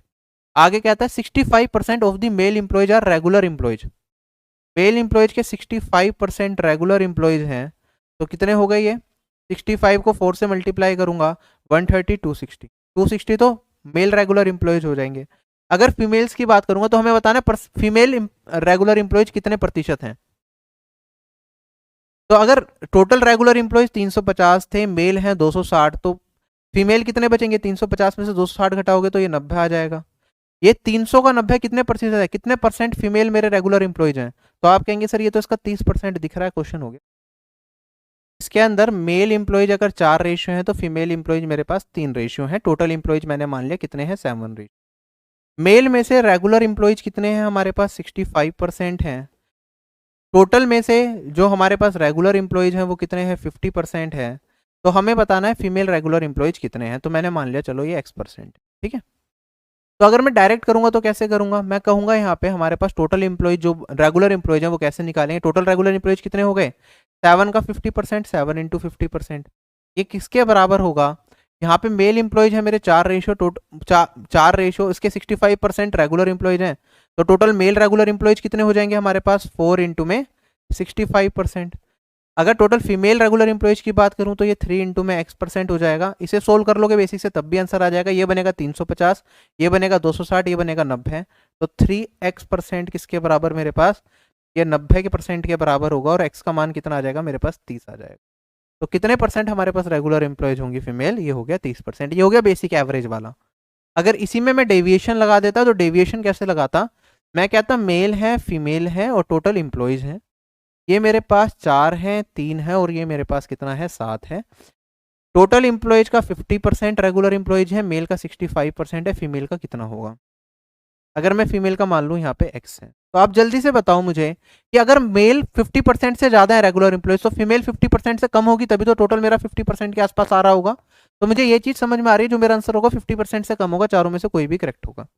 अगर मैं डेविएशन का कॉन्सेप्ट लगाऊं यहाँ पे एवरेज में, तो मैं मान लेता हूँ कि मुझे डेविएशन निकालना है 50% के कॉरस्पॉन्डिंग। तो 50% के कॉरस्पॉन्डिंग डेविएशन निकालूंगा तो यहाँ पे डेविएशन आएगा 0, यहाँ पे आएगा 65 माइनस 15, ये आ जाएगा, सॉरी 65 माइनस 50, ये हो जाएगा 15% का पॉजिटिव डेविएशन दिख रहा है यहाँ पे मेरे पास आएगा X माइनस 50% का डेविएशन। जो नेट डेविएशन होता है टोटल में और इंडिविजुअल सब पार्ट्स में वो बराबर होता है। तो 4 को 15 से करूंगा तो 4 इंटू 15% प्लस 3 इंटू में X माइनस 50%, ये किसके बराबर होगा? ये 7 इंटू में 0% के बराबर होगा। अगर सोल्व करें 60 है, ये मेरे पास 0 है, इधर जाएंगे तो ये -60 बनेगा, -60 को 3 से काटूंगा तो माइनस का 20 बनेगा। ये X माइनस 50 के बराबर होगा और X का मान मेरे पास कितना आ जाएगा? 30। ये हमारा डेविएशन। क्लियर है क्या? अब ये X मानने की जरूरत नहीं पड़ती, हम इस तरह के क्वेश्चंस को डायरेक्टली कर लेते हैं। मैं डायरेक्टली ये देख लेता हूँ कि भैया वेरिएशन कितने का आया। मैंने कहा यहाँ पे 15 का वेरिएशन आया, 4 पे जाएगा तो 15 चौक कितने हो गया? टोटल 60 का डेविएशन आया। 4 × 15, ये 60 का डेविएशन कहाँ से कवर किया जाएगा? क्योंकि ये 3 फीमेल इंप्लॉयज थे, 3 फीमेल इंप्लॉयज ही इस 60 के डेविएशन को बांटेंगे अपने आप में। तो मेरे पास 3 से डिवाइड कर दूं तो हर एक फीमेल इंप्लॉय पे डेविएशन कितने का आएगा? मेरे पास 20 का आएगा। तो हर एक फीमेल इंप्लॉय का जो एवरेज होगा, मतलब जो रेगुलर फीमेल इंप्लॉयज की परसेंटेज होगी, वो एवरेज से 20 कम होगी, मतलब 50 में से 20 घटा दो तो आएगा 30। ये डायरेक्ट अप्रोच होती है, वन लाइनर अप्रोच। अगर पीसीएस के हिसाब से जीके आपने अच्छे से पढ़ रखा है तो आप धीरे धीरे कम कर सकते हैं। जीके की प्रिपरेशन बस रिवाइज करें, जीके में ज़्यादा कुछ नया ना पढ़े, और मैथ्स इंग्लिश रीजनिंग पे ज़्यादा फोकस रखें। Inquiry number WhatsApp number application पर डाला गया है, लेकिन कई बार बहुत ज़्यादा रिक्वेस्ट हो जाती है, दिन की 500-600 रिक्वेस्ट आ जाती हैं, तो रिप्लाई करना बहुत मुश्किल हो जाता है, क्योंकि फिर कन्वर्सेशन बन जाती है, कोई रिप्लाई करा उसके बाद दोबारा रिप्लाई आएगा। तो मैं यही रिकमेंड करता हूँ आप लोगों को भी, कोई बहुत ही मेजर क्वेरी हो तो ही आप व्हाट्सएप पे या मुझे मेल लिखें। अदरवाइज आप क्या करें, आपको तो टेलीग्राम ग्रुप्स दिए गए हैं, उसमें ही आप क्वेरी पूछ लें, बाकी एस्पिरेंट्स आपकी क्वेरी रिजोल्व कर देंगे। मैक्सिमम लोगों की क्वेरी टेलीग्राम ग्रुप पे ही रिजोल्व हो जाएगी, तो आप टेलीग्राम ग्रुप्स का सही से इस्तेमाल करें।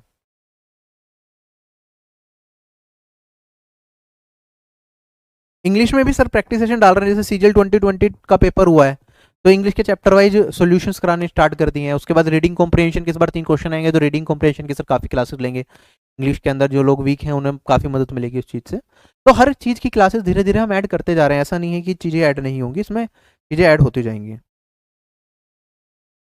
ठीक है, चलिए गाइज, बाय, टेक केयर, मिलते हैं जल्द ही नेक्स्ट क्लास में कल शाम को 5 बजे। जय हिंद। टेलीग्राम लिंक एक्टिव है, दोबारा ट्राई करो सुभाष, चल जाएगा। चैप्टर वाइज पीडीएफ दे रखे हैं, उनका इस्तेमाल करो, आप कहीं उनसे सोल्व करो ज़्यादा से ज़्यादा। बाकी इंग्लिश का जो कोर्स है अमन सर का, ठीक है, बहुत 599 में, बहुत ही मिनिमम प्राइस में हमने रखा। बाकी आप खाली इंग्लिश का कोर्स देखेंगे कहीं पे 1500, कहीं 2000 का, और ऐसी मैथ्स का कोर्स 2000 का, जीके का कोर्स इवन 2-2000 का टीचर्स का है। तो सारा मिला के देखोगे तो 8-9 हज़ार का पूरा पैकेज बना रहे हैं सभी लोग आज के टाइम पे। हमने कोशिश करी है 1999 में ऑफिसर बैच में आपको सारी की सारी चीज़ें दे दे। जो लोग मैथ्स कोर्स के यूजर हैं, जिन्होंने अभी तक ऑफिसर बैच में इनरोल नहीं किया और करना चाहते हैं, तो आप helpdesk.rb, helpdesk.rb@gmail.com पे अपनी एप्लीकेशन की क्या करेंगे, आपकी जो भी रजिस्टर्ड ईमेल एड्रेस है और फ़ोन नंबर है वो इस पे सेंड कर दें। अगर आपको ऑफिसर बैच में अपग्रेड कराना है तो जो आपका मैथ्स कोर्स का अमाउंट है वो रिड्यूस कर दिया जाएगा।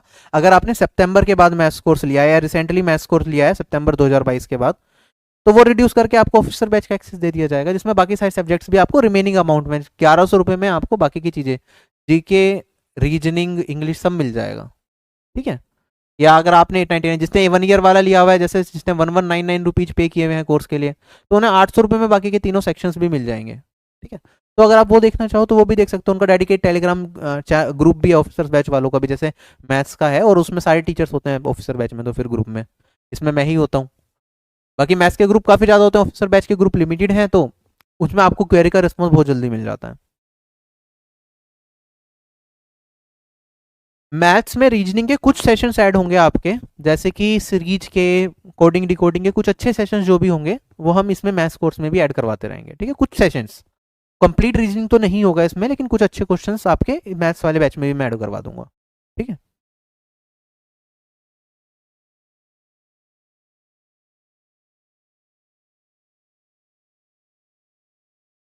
चलिए गाइज, बाय, टेक केयर। तब जो भी कट ऑफ एनालिसिस का वेट करिए, जिसे जो भी कुछ पूछना है, और कल मिलते हैं, आगे की क्वेरी कल डिस्कस करेंगे।